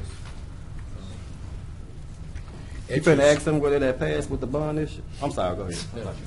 At your station over there, with all of that mold and all of whatever your employees go through with every day, how much danger is that? I wouldn't be an expert on it. I wouldn't be able to tell you. I can tell you that testing was done last year when the mold stories came to the forefront, and we had some hired a group to come in that did some sniffing basically throughout different periods of the day and said that there was no danger to employees. So y'all good staying there? We have stayed. I mean, based on those, had that company that specializes said, look, there's a danger, this is going to cause, then we would have had to obviously do something at that moment. But they said it's safe. Right. But it doesn't help your employees' morale? It does not help morale. No, sir. Okay. Thank you, Mr. Chair. All right, Councilman Fleury.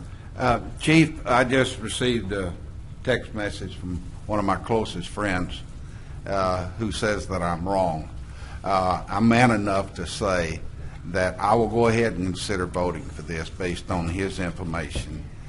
He's a long-time law enforcement. Well, I know, laughing, but I'm man enough to say he just sent me a nice text to tell me how.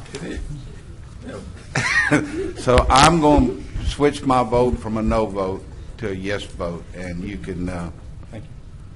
And Ms. Creel, I know you speak the truth, and so if you say that's necessary, but I'm caught by surprise that it was there today more than anything. 50,000, a lot of money.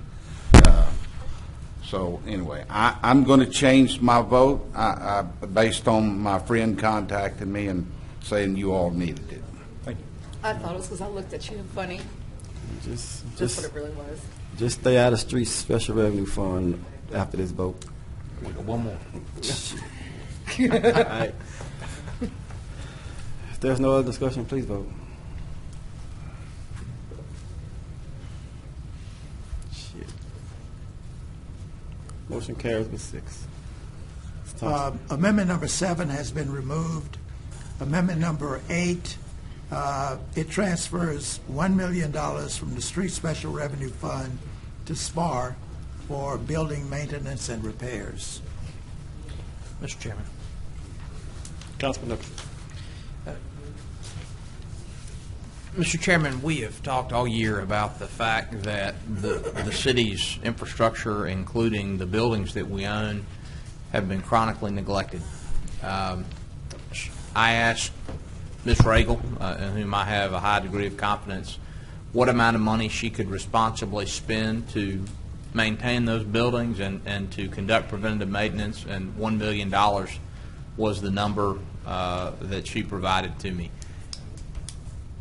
If we're going to continue to go to voters and ask them to fund capital projects, as we did in November of this year, we've got to demonstrate to them that there is the political will to allocate sufficient money to take care of the property that the city owns.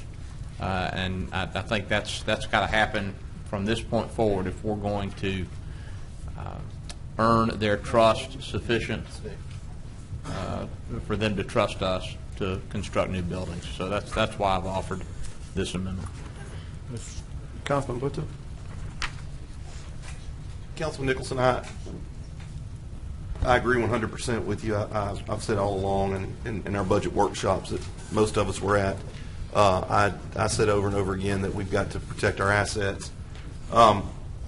My question is, what exactly will this $1 million go for? Will it go for, there's been some talk about a finance package to fix the roof at the convention center, which we know if we don't fix it probably in the next year, it's going to only deteriorate even worse. Will it go to a new roof at A.B. Palmer Park, which is under similar, for a finance package for that?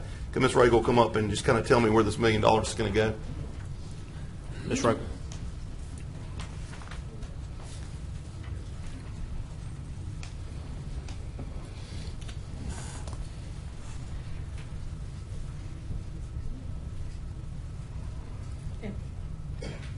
Our desire is to do more preventive maintenance. I think the first thing, yes, A.B. Palmer roof would be something that this money could address. The convention center, of course, is a much larger issue, somewhere around $1.5 million, and we know the payback on that is anywhere between $315 and $400. It just depends on his interest rates. But Isn't it, Ms. Jones? About $317,000. $215 per $1 million. Is that about right? Yeah, that's about right. Okay, so when you add that in, So not necessarily would we put this towards the convention center roof. More preventive maintenance contracts for our HVAC systems, some, repairs that have been either patched that should have been replaced or fixed, we would use it on. I mean, there's a litany of projects in all of our facilities that we could use this. What I had asked is that we would set up a capital account this money is held in, and we'll keep a spreadsheet of where every penny goes so that you every year can review where, we have spent this particular $1 million. It isn't, if, as I said to Councilman Nicholson, if we wanted to repair A.B. Palmer roof, or I may have said this to Ms. Fields, it would take every penny that we have in our budget now. We have about $235,000. It would take that and more just to repair that roof. So this gives us the opportunity to do a roof repair of that size. The roofs at Ford Park on the pavilions need to be replaced. And there's just a list that goes on and on of things that could be fixed and not just patched. do you foresee us being able to, at some point, try to get RFPs or something on the roof at the convention center, and then bringing something back to this body to reallocate the payments for that? Because if I understand right, Ms. Jones, the first payment on any finance package we put together would be due in 2021. Correct. It wouldn't affect this budget, correct? That's correct. That's correct. I would like to see us do that as soon as we can. Try to, and use this $1 million for what you need to use it for. But I do think that we're going to have to do something with the convention center. Absolutely. I just, I would like to see some numbers of how much it's really going to cost, some hard numbers from contractors, and then bring it back to us and let us figure out how we're going to pay for it. We can certainly get some estimates. You really can't bid a project unless you intend Right, on unless you have the awarding money. it. So, Yeah, I or get if it. I meant to say you it. have to intend on awarding it. But we did get a quote. It's now about 5 or 6 years old, probably. So we'll get a new one that's updated and come back to you with that information. Mayor, do you have a problem with that? Her getting us some quotes on the convention center roof? No, I don't. I want to comment about something else. Yeah. Okay, thank you. Thank you, Ms. Reagan. Councilman Bradford. Mr. Chairman, this goes back to, everything that we've done so far in this category. These issues wasn't didn't start yesterday. Years of not addressing the needs of the city. My concern is simply is this: we up to like $2.5, almost $3 million out of street revenue fund, where in my district I have the worst streets. Haven't had but a couple overlaid in the previous year. We got to maintain our streets as well. That's right. We just got to be more prudent. And again, we inherited some stuff. But streets on the MLK area, for instance, and in some in Allendale as well, I mean, it's undrivable. But yet I made requests for overlay, and it hadn't been done, and now we are transferring millions of dollars out of a fund that we so badly needed to do.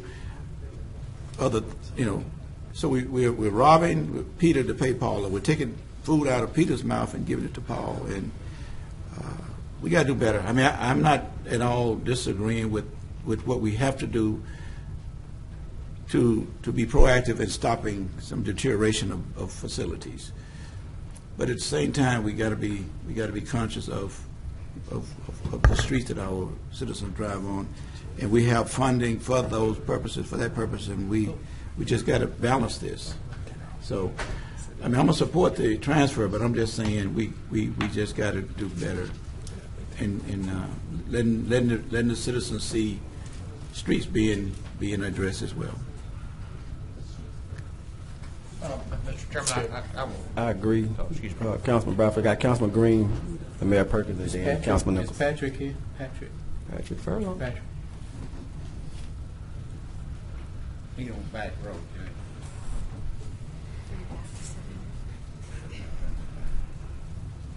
Yes, sir. Patrick, I just want to say this.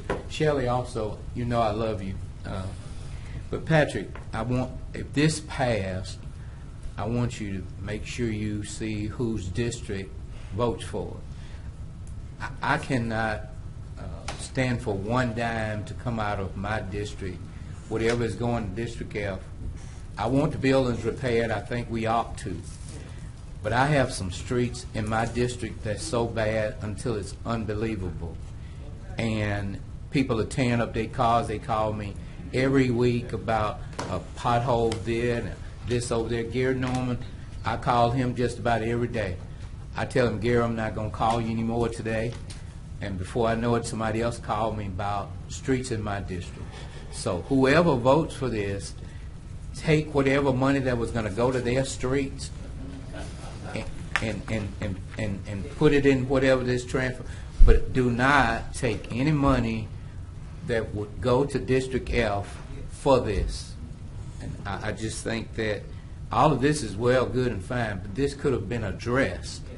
But during the process of addressing, for whatever reason, we could not support the bond issue. So now we say we can't support the bond issue, but we'll find the money another way, and that's wrong. As what Councilman Bowman just got through saying, we buy what we want and we beg for what we need, and that ain't right. I mean, it's good and all. It's a good argument. It's a good everything. Yeah, the convention center need, but we did presentations all around about all of what roof needed fixing, whatever. But then at the time that we could get the money, then it was either my constituents say we can't do this, so now your constituents say, okay, y'all take that $1 million and y'all do this now. But the constituents you didn't get their approval to do this, but you couldn't vote on the bond issue. I don't know if it's because you didn't want to get reelected or whatever. But now we're at this point that we taking money out of the street. We got some of the bad. If you go in your district on Ford Street, I went over there the other day, and my truck it's messed up. I can't find no suit against city because I work for the city. Thank you. If you go, and then if you go on David Range, then you almost got to have a good wagon to go down David Range. I mean, I go there.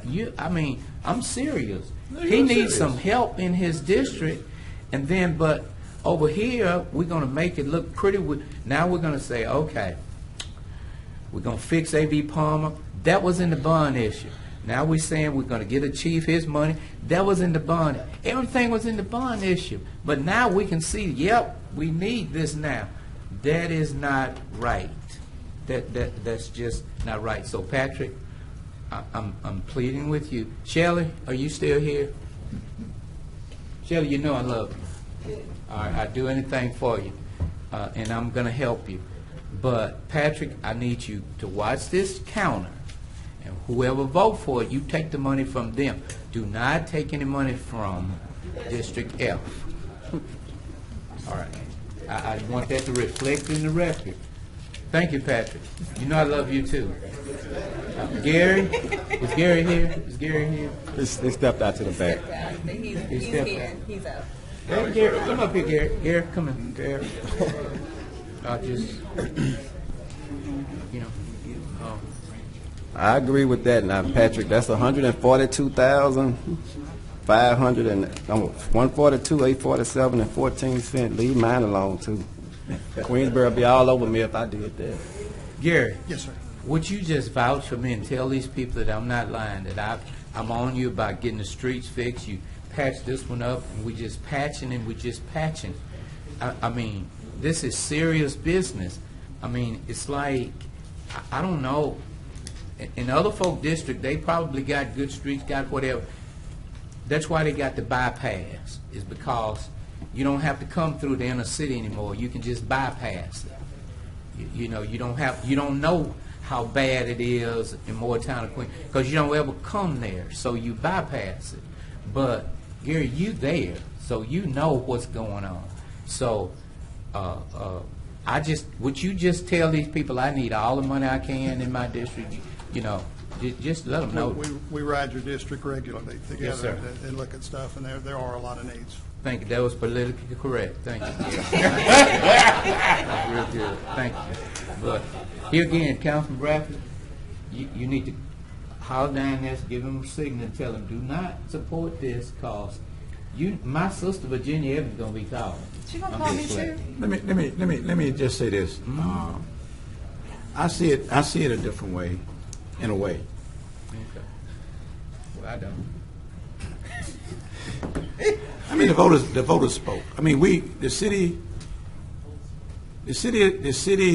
had an opportunity to speak, and they spoke, and that's how I see it. Okay, now we into another mode, and that is to address the priorities and needs of what we need to do. I mean, I promise you, you're right. You are absolutely right that the bond issue would have it wouldn't have been a panacea, but it would have cured so many of the issues that we have. And I think we got to go back to the drawing board and present something to the city that would be acceptable. If not, we're going to continue to. We're only talking about Band-Aid, putting Band-Aids on shotgun wounds, and what we're doing now. But we still got to put dressing on it. But my point simply is that if the citizens of this city continue to reject what's good for the city, then we have to live with what the citizens want. We won't have the city that we want and desire as elected officials. Okay? And that's how I see it. I see it, if the citizens say if we don't want David Range paved, and members of the MLK community voted against the bond proposal to pave David Range. Did they? They did, and I'm just saying, I can't fight you, and then you help you, and I'm just saying, but that's my personality. Okay, I give you an opportunity to express your needs to me. I do that with my employees, but if they reject my help, then I can't help. What can I do else to help? But we got to put a Band-Aid on these wounds that are infesting and has sores that it won't continue to spread until we can do better. We got to do better, or we're going to continue to decline. Mr. Chairman, my last point. Still had you still got Okay. Councilman Nicholson, I was trying to help you get Ninth Street fixed. That don't look like it's going to be making it. We already allocated those funds, Councilman. I don't know. They're going to be shifted, I'm telling you. understand. But I'm just saying. I'll speak my piece when it's my turn. I understand. Ninth Street going to get fixed in 2025. Y'all behave. Council, Thank you, Mr. I'm Chair. sorry, Mayor Perkins. Yeah, I just want to, I second Councilman Bradford's thoughts about respecting and accepting the democratic process with the bond vote. I don't want to talk about that, but I also got to accept what Councilman Green said about these funds and where they're coming from. And Councilman Nicholson, we agree on principle on being fiscally responsible, but I don't support this transfer and several other transfers out of the Street Special Revenue Fund. We spent $7.4 million in 2018 on streets. We're allocated to spend $6.9 million this year in 2019.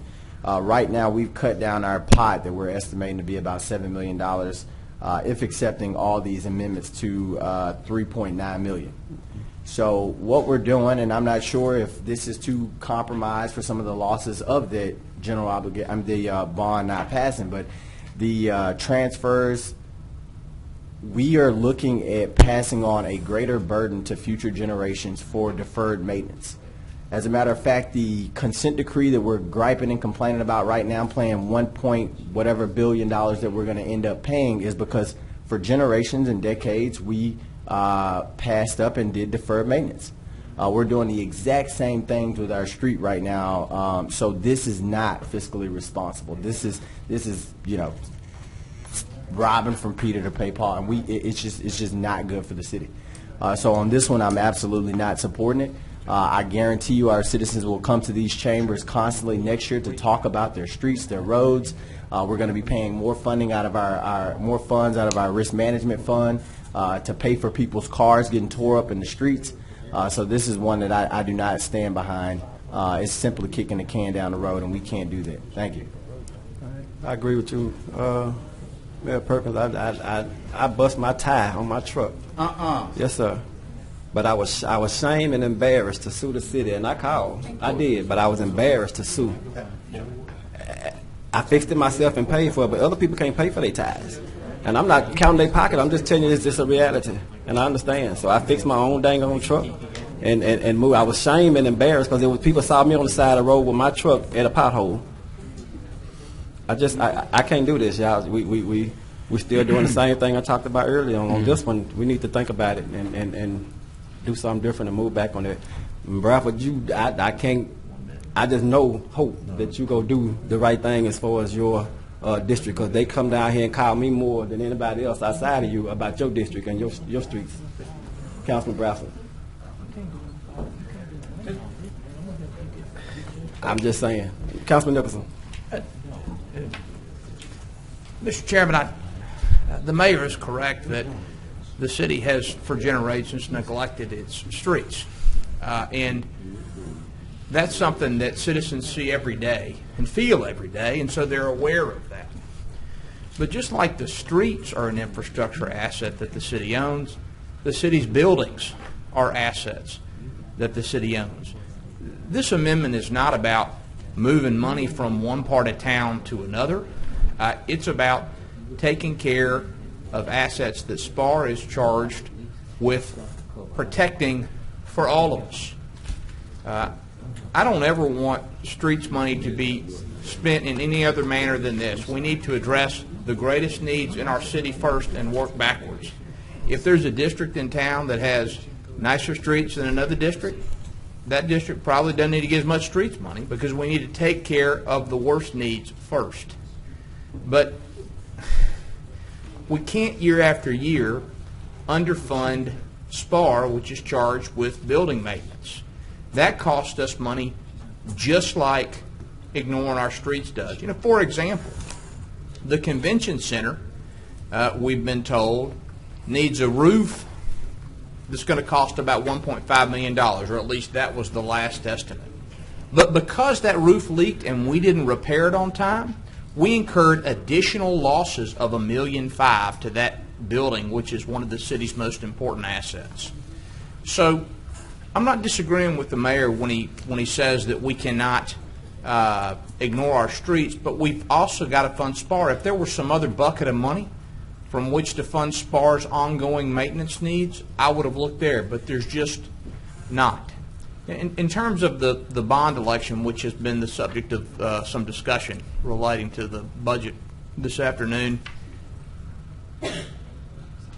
if we can demonstrate, and I think we're doing a good job this afternoon with the budget, but if we can demonstrate to the voters that we are responsible and we are following their directives as we must, as Councilman Bradford indicated, that's what democracy is all about, then I'm confident that we're going to reach a point, hopefully this year, where the 7 of us can support a plan and sell it to the voters. And I think if we do that, the voters will approve it. But to earn the citizens' trust, we've got to be responsible. And I think we've got to fund SPAR at a higher level than we have for maintenance to do that. I've conferred with my colleagues, and I've heard what the mayor had to say.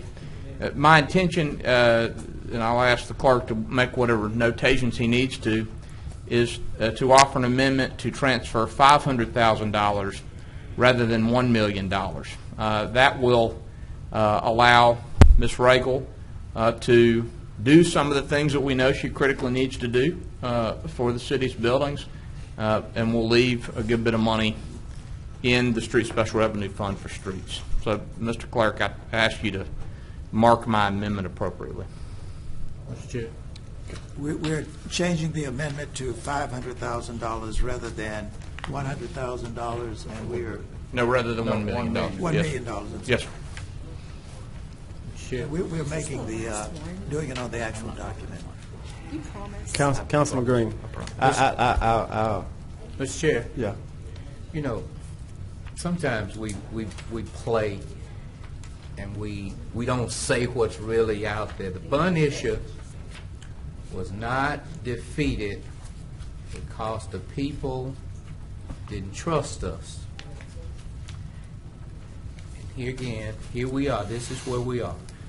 The last minute tactic against the bond issue was because the mayor was not sending our police department and fire department to Bossier City when the President of the United States came, because the law says that we cannot participate in a campaign rally. So it went out over the air. Since he won't do that, y'all that have not voted, vote against the bond issue. Now that's the truth. Now we could hide and say, well, we can come together and the constituents going to trust us. The truth is this: because you, Mr. Mayor, was going by what the law say, that if in fact, because when the president come, that means civil service, FBI, they had about 2,000 or 3,000 folk over there, the FBI and all of them that was taking care of that.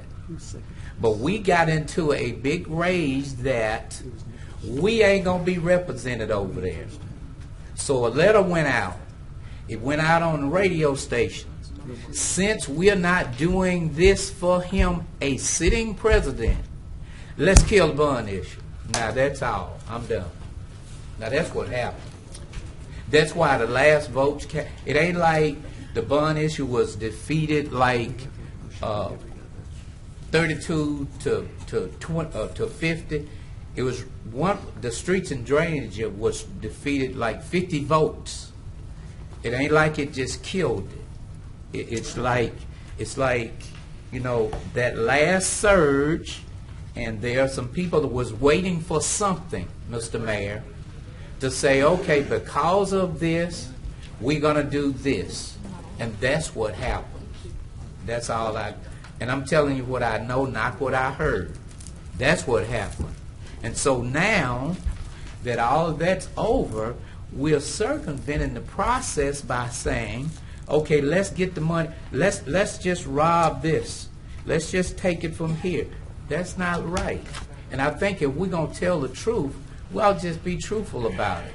Because sometimes we don't want to hurt folk feelings. We say, well, let's just walk through this because we don't want to cause no trouble. And we don't. It's already trouble. It ain't like everybody don't know that. It's like that. It's not like people didn't see the letter and people didn't hear all the whole stuff on the radio. I won't call the radio station's name because they're gonna talk about me like a dog anyway tomorrow. So I won't call their name. Yes, sir. Brother Green, would you? Yeah, I'm a little bit confused. I hear what you say, well, but why did the MLK vote against it? They was mad with Willie. What did he do? I don't know. I'm just telling. I'm telling you the Why? truth. I mean, well, what you're saying, though. I can't explain that, but I remember they said about that ditch and about this. Because of that, they took an attack on Willie. And listen at this. Since you asked me, yep. Every meeting that Councilman Bradford went to, there were people that were staged to attack him. And they talked about him so bad until it was pitiful. Now, if I'm lying, you tell me I'm lying. They talked about you. People in my family talked about you. Didn't they? And I told you that wasn't a part of me. Okay? So because of that, Mr. Fleur, because of that ditch and because of frustration, they said, okay, well, we going to vote against it.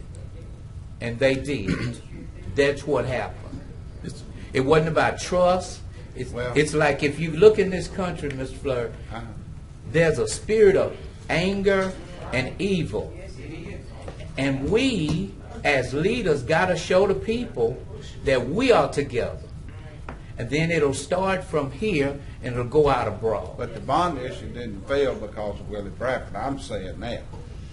It couldn't have. Mr. Chairman. Because he worked his heart out. Mr. Chairman. I'm on the board, Mr. Chairman. If Councilman Green is finished. But I just think that when sometimes we do this, we know the water is poison. And what we do is plant roses around it to make it look pretty. And it's time out, Councilman Fleury, for us to stop making and covering up and make it look pretty. We got to come to a point that we just tell the truth. Now, the truth doesn't always feel good. The truth hurts. But at least it will make us better. And what we got to do is have the love of Jesus in our heart. The reason that I could go to Councilman Nicholson today and say, hey, man, we're going to work together is because he got the love of Jesus in his heart, and I got the love of Jesus. Well, we got our city, we need healing, and we need the love of Jesus. And that's going to take care of crime. That's going to take care of a whole lot of stuff. If, in fact, Councilman Butcher might not need what I need in my district.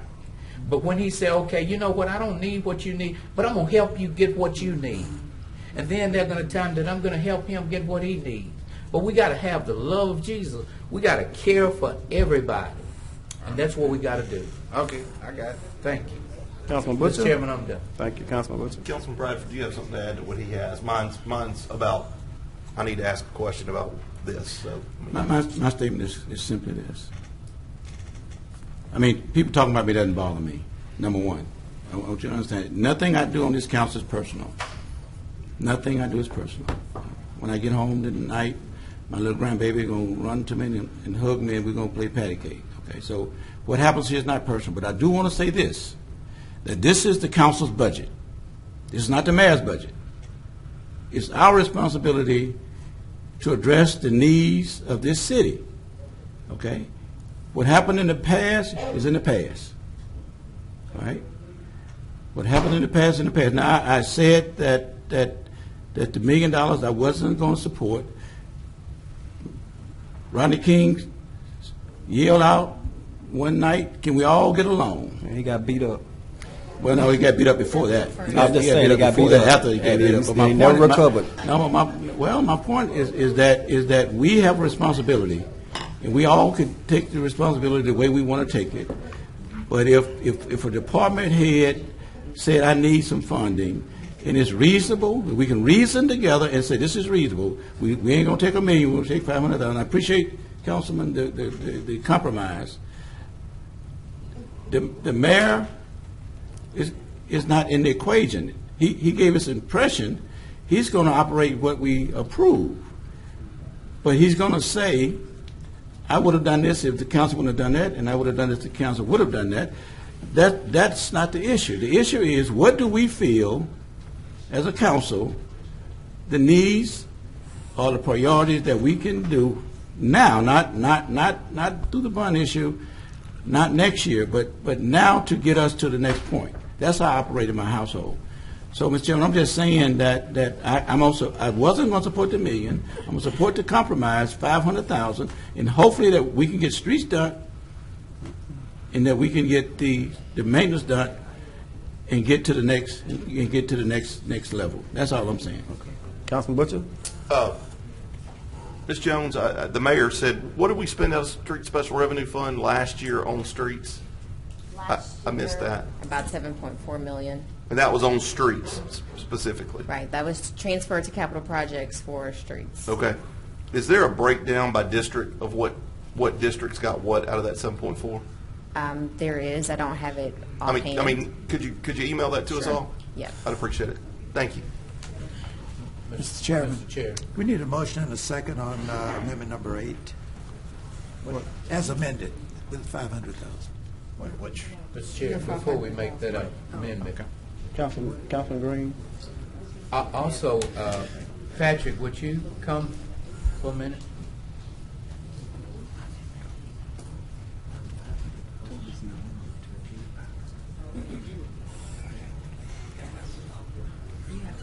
Okay. Out of that, how much you said we spent, Ms. Jones?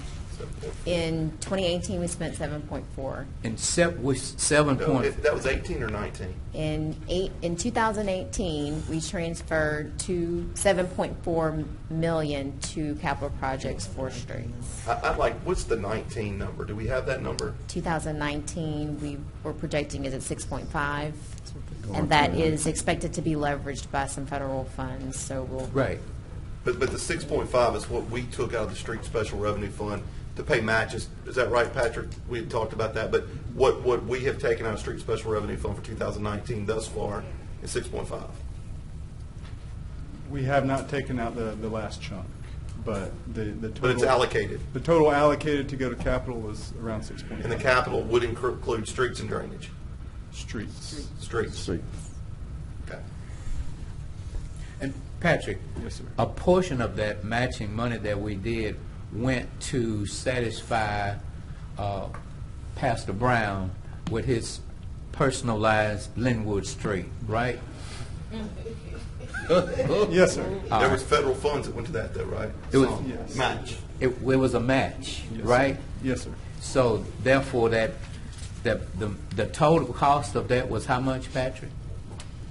That's what I was trying to pull up. Okay, but whatever the cost, we matched whatever to make it come to that. Yes, sir. Just for Linwood, Yes, right? sir. Yes, sir. And so, to get Linwood, we took money from basically all of our districts to do that, to get that federal money, right? Typically, it's a citywide project where it's distributed throughout the city, or it's a larger project like Linwood, and in one or sometimes two, stretched into two districts. Okay, all right. Okay. Thank you again, Patrick. Yes, I won't sir. call you more, but make sure Anytime. you put in your computer in just a few minutes, all right? But you can get us a list of breakdown for, I'd like 18 and 19. I'd just like to see where we're at Okay. by district. But Councilman Green, Linwood still has some hiccups. We're going to get them, Mr. Brown. Don't start, Mr. Brown. I'm just We're gonna saying, they get still 'em. got some, am I right, Mr. Brown? They still got some hiccups on that, right? We're going to get them.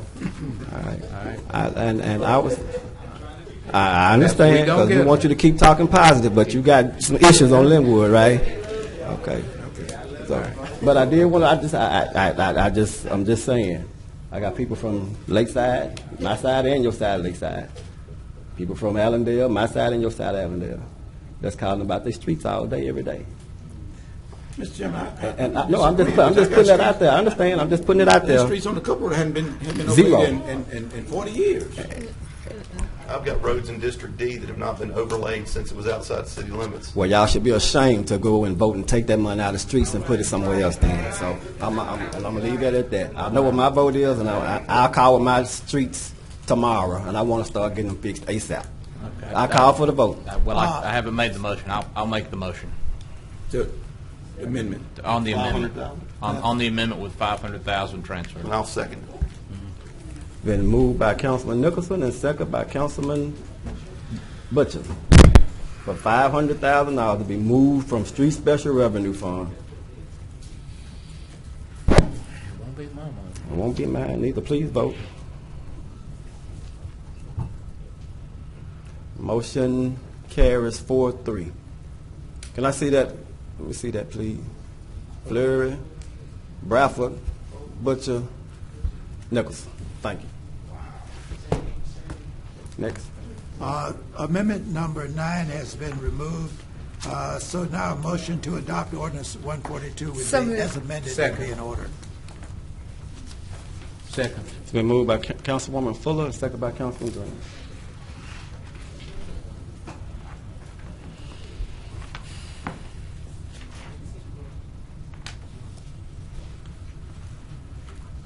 Motion carries with 7. Ms. Thompson.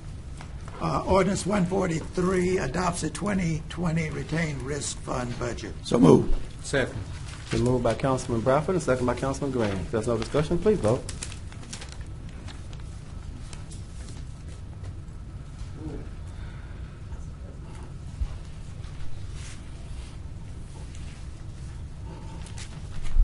Motion carries with 7. Ms. Thompson. Amendment 144 adopts the 2020 Metropolitan Planning Commission Fund budget. There is one amendment. It's a companion amendment. It's the one that defunded the grant research salary of $40,000 and reduced personal services by 25, totaling $65,000. So it transfers that money to the MPC in this budget, in this Motion to amendment. approve the amendment. I'm sorry? Motion to approve the amendment. So We what? need to do The that, amendment, we right? need to approve the amendment. Oh, yes. Second. It's been moved by Councilwoman Fuller and second by Councilman Butcher. Please vote.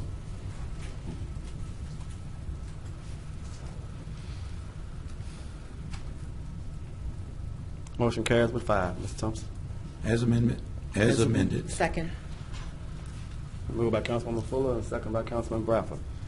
Please vote.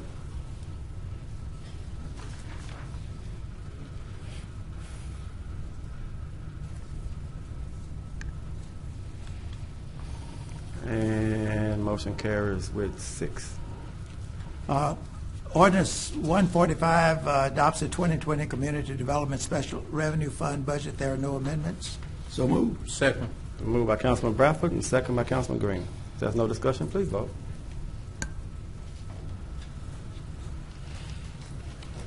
That motion carries with 7. Ordinance 146 adopts the 2020 Grant Special Revenue Fund budget. There are no amendments. So moved. Been moved by Councilman Green and second by the chair. If there's no discussion, please vote.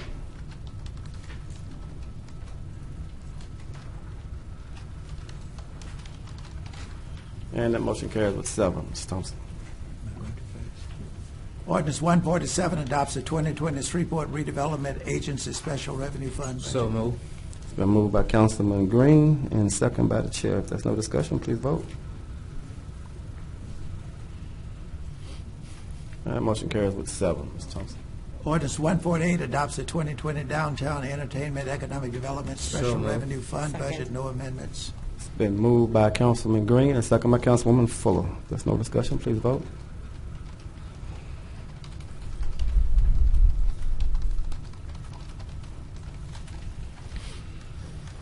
That motion carries with 7. Ms. Thompson. Ordinance 149 adopts the 2020 Golf Enterprise Fund budget. So moved. No amendments. Second. It's been moved by Councilman Green and second by Councilman Butcher. If there's no discussion, please vote.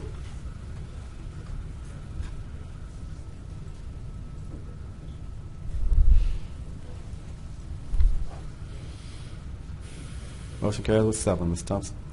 Ordinance 150 adopts the 2020 Airport. So moved. Second. I'm sorry? 6 to 1. I'm sorry. Ordinance 150 adopts the 2020 Airport Enterprise Fund budget. No amendments. Number 150, so moved by Councilman Green, second by Councilwoman Fuller. There's no discussion. Please vote. Motion carries with 7. Mr. Thompson. Ordinance 151 adopts the 2020 Water and Sewer Fund budget. There are two amendments. So move on Amendment 1. Second. It's been moved by Councilman Green and second by Councilman Is this a Nicholson. administrative amendment? Yes, this is a companion to one that's already been done. Please vote.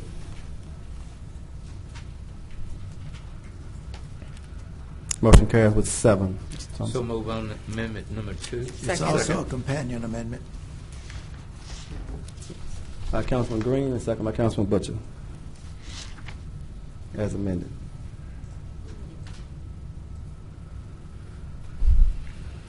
So move on the ordinance as amended. Second. Been moved by Councilman Green. Motion carries with 7. So moved by Councilman Green and second by Councilman Butcher.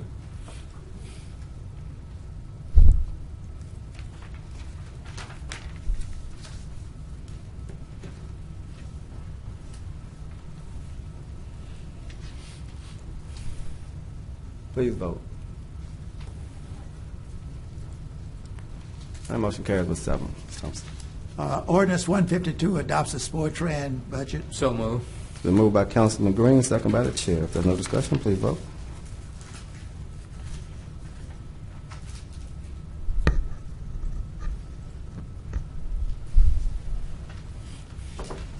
Motion carries with 7. Mr. Thompson. Ordinance 153 adopts the 2020 Downtown Parking Enterprise Fund budget. No amendments. So moved. Second. Moved by the chair, second by Councilwoman Fuller. If there's no discussion, please vote. Mr. Chair, I'm sorry? before you do, the downtown parking, does that mean at parking meters, or does that mean parking lots, or what does that mean? It's meters and tickets. Meters and tickets? Meters and tickets. Okay, let me ask you a question. Liz, would you come up for a minute?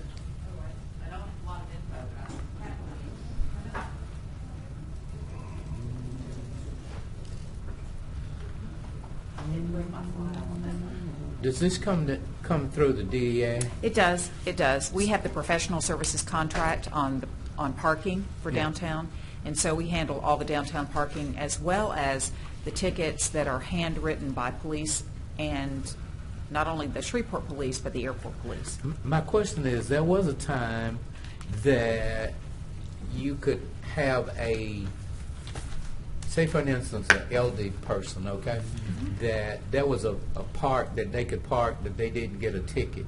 But now as you look, every spot that's available, it's either you pay with the credit card or a meter is there.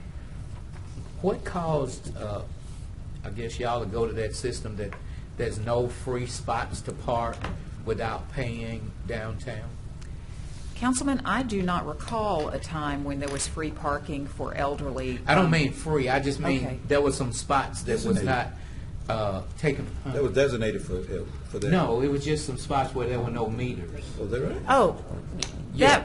that was something that we worked with through the city attorney's office, and she's not here today, but Karen Strand worked with us, and I believe also Danielle Farr worked with us on that, and that was to make all of the zones that don't have meters the app zones or permitted zones. So Yeah. yes, that was something we worked with the city attorney's office. Okay. Was that to give y'all more revenue? It was to basically make rules that were citywide, that were downtown-wide. People were parking in areas that had meters before. The meters had either been stolen, were not functional, and so they were saying that because the meter wasn't functional, they didn't have to pay. And the city attorney's office says we need something to show that every spot is a pay spot unless it's designated otherwise. Now, there are handicap zones that are free, Right, they're that are free handicapped. zones. Right. Right. So that's where the painted curbs came into play, just to let people visually know that every space in downtown is a pay space unless, again, it's a handicap space. Okay. And my question is, Like for instance, down here at City Hall, there are a lot of older people come to pay their bills. And I know you got spots that you have to use credit cards. Some of them don't have credit cards. But could you all just think about looking at it, giving some of those spots that you could park for like maybe 15 minutes just to get in here to pay your water bill or pay your taxes and see if y'all could do something customer friendly. We will definitely work with the city on that, but there are some passenger amenity zones downtown already where you do not have to pay that are typically 15-minute spots, and those are scattered around downtown. So there are some of those currently. Yeah, I'd like something close to City Hall, just for whoever, but for seniors. Thank you. Okay. Thank you, Mr. Chair. Thank you, Councilman Green. If there's no other discussion, please vote.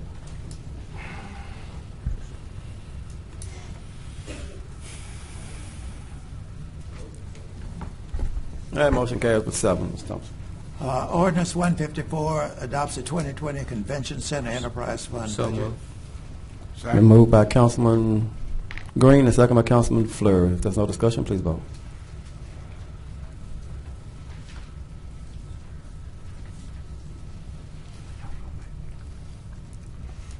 That motion carries with 7, Mr. Thompson. Ordinance 155 adopts the 2020 Convention Center Hotel Enterprise Fund budget. So moved. Second. Been moved by Councilman Green and second by Councilman Fleury. If there's no discussion, please vote.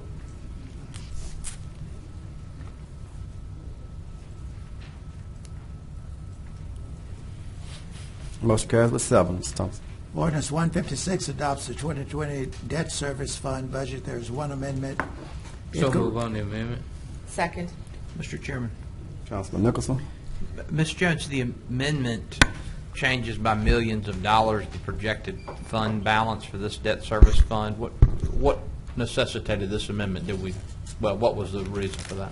So, as you all may remember, the state creates a use it or lose it type scenario.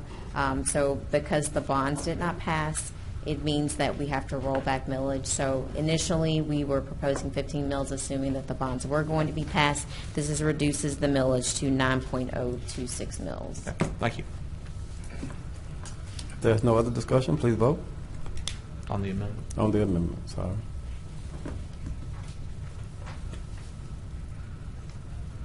That motion passes with 7, Mr. Thompson. Adopted as amended. Second. Moved as amended by Councilwoman Fuller and second by Councilman Green. Please vote.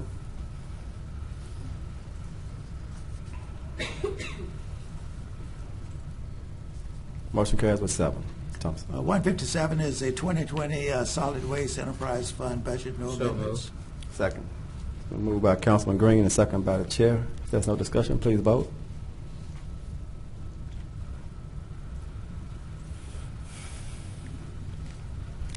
Motion carries with 7, Mr. Thompson.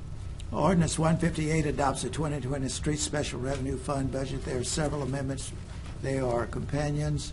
Amendment number 1, this amendment is for hiring contractors to do specific tasks such as interstate litter pickup, interstate intersection litter pickup, additional mooring route, alley cutting, spraying, and flood lots cutting, spraying. So move on amendment 1. Second. Moved by Councilman Green and second by Councilman Fleury. So moved as amendment 1. On amendment 1. Please vote. Motion carries with 7.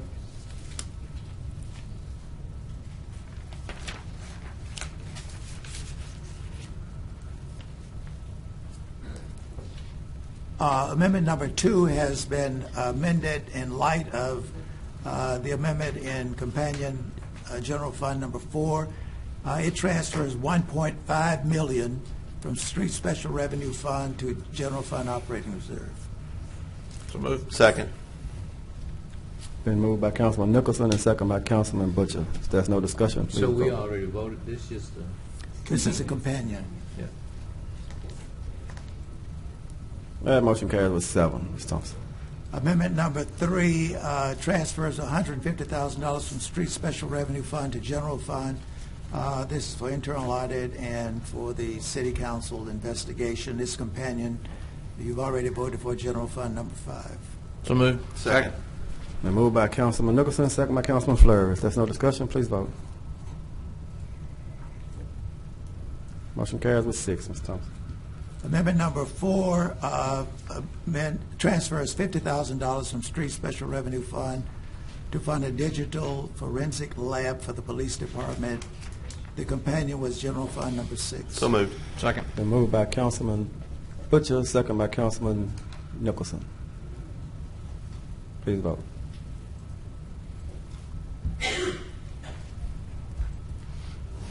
Motion carries with 6, Mr. Thompson. Amendment number 5, as originally submitted, was $1 million. It was amended to $500,000. It's transferred from Street Special Revenue Fund to the SPAR for building maintenance and repairs.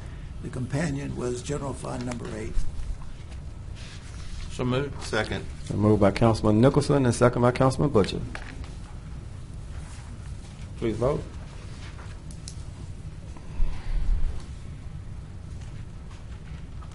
Motion carries with 4. Mr. Thompson. Those are all of the amendments for ordinance number 158. So you need a motion to adopt as amended. So moved. Second. Moved by Councilwoman Fuller, second by Councilman Butcher. If there's no discussion, please vote.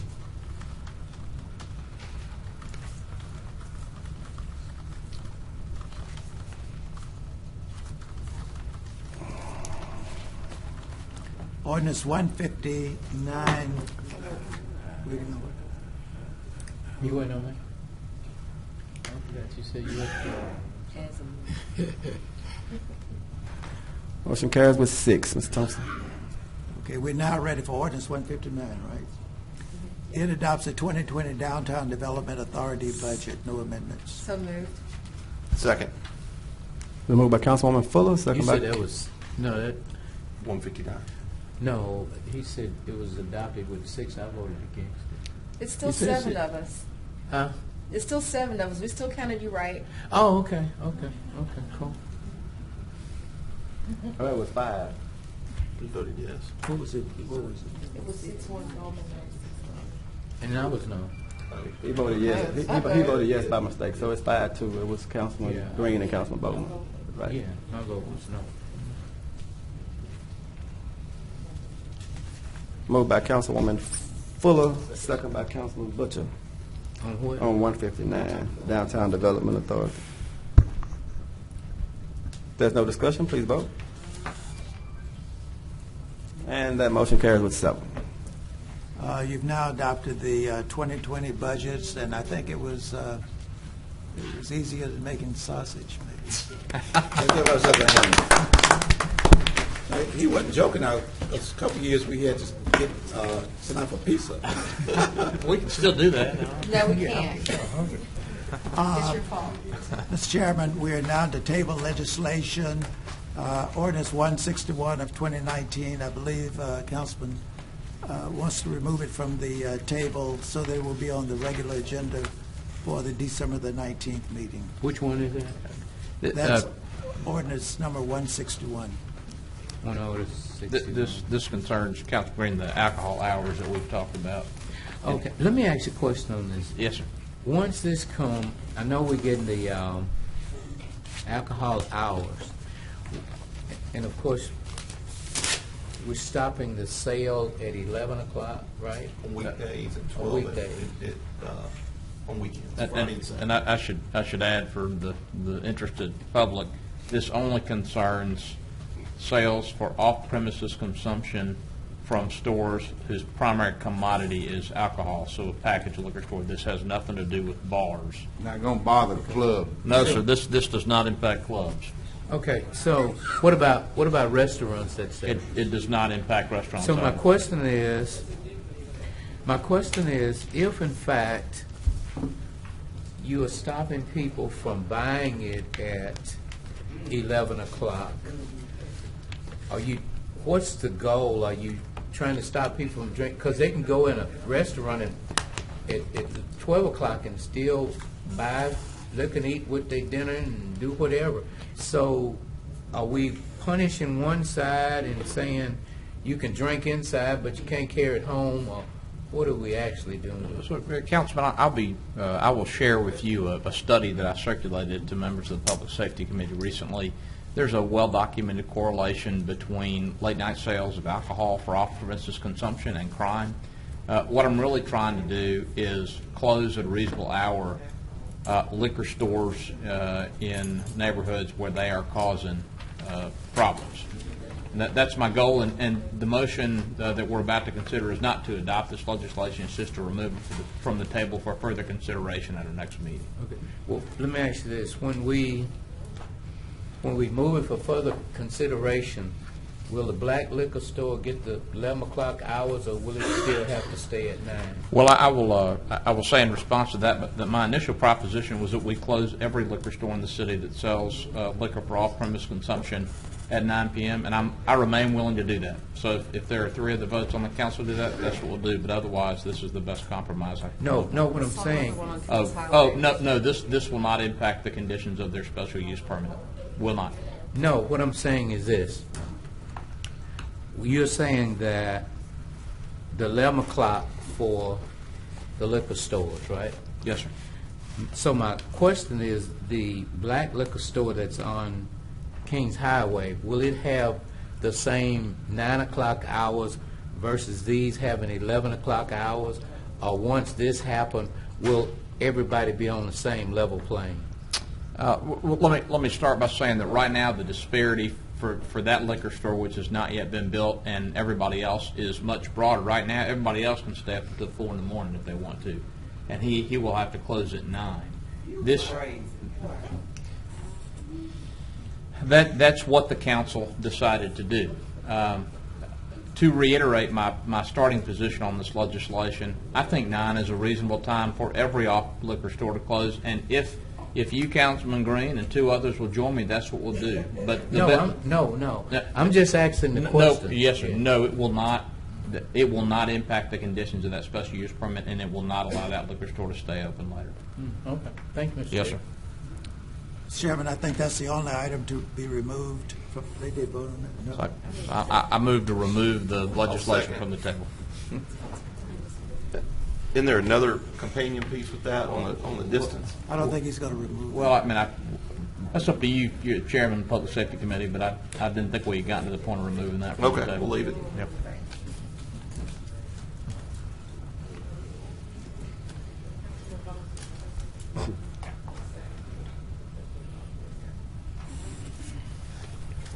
Y'all honestly think that's fair? Make them all close at 9. I think it's fair. But you know they're not going to all close at 9. I mean, we interfering with people's money and livelihood now, so I can't go along with that. I mean, I mean, I know that if you got the votes, that's a democracy, and you have your votes. I just had to speak on what. This is just taking it off. It's just taking it, but I'm going to say what I got to say. Oh. Y'all wrong again, for your own purposes. Okay, I just want to say that. We still okay. We okay, but you're wrong. Would it appeal to ZBA or would it appeal to the court? It'll appeal to it'll go to the court.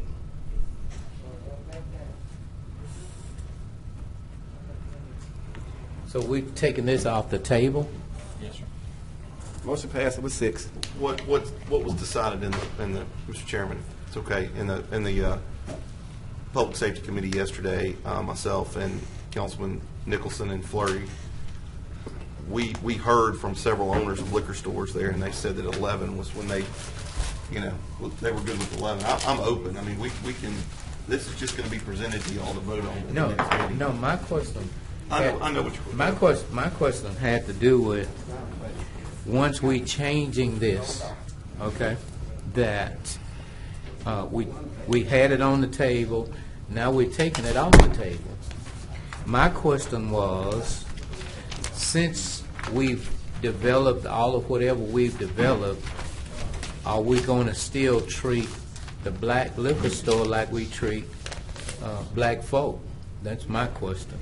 So that's what I was asking, that when we get to this point, that this legislation, since y'all in the public safety, then some way or another, since it's only one, that it ought to be to say, you know what, possibly we didn't treat this individual right.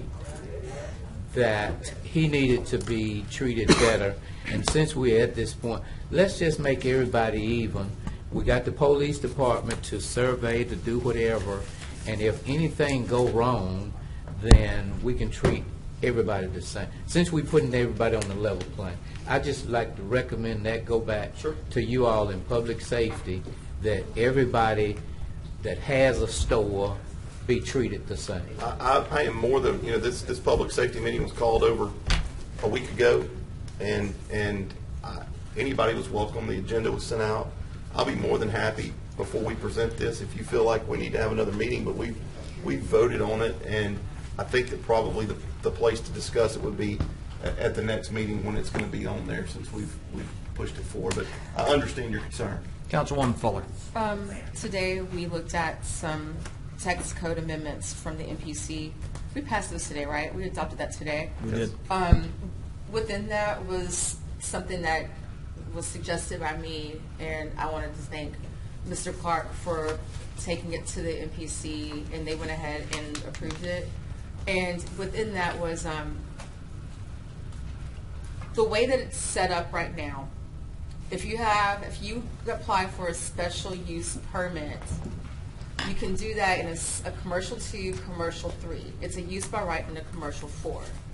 The reason that we've had these discrepancies across districts from one neighborhood to the next, in part, is that it goes back, if it's a C3 or a C2, it's treated on a case-by-case basis. So the precedent has been set that what we do in one neighborhood, we weren't always doing in another neighborhood.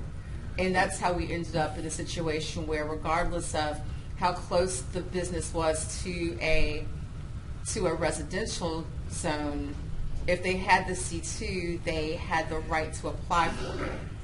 So moving forward, based on the code text amendment we just made, you will only be able to apply for a special use amendment or a special use permit in a commercial 2 if it is not adjacent residential. Then that will apply to every neighborhood in the city. Okay, thanks. Thank you, Councilwoman. That sounded really boring, but basically it means that moving forward, every neighborhood by policy gets treated the same. Very good. My granddad said when the cow is out the gate, it's too late to close it then. Well, it's a change that should have been made before I was on the council, so. All right, we have no property standards or ABO appeals to consider today. We have no MPC appeals. Are there any other appeals, Mr. Thompson? No, sir. Are there any other reports? No. Is there a further clerk's report? Not for me. Okay. If there's nothing else, this meeting is adjourned.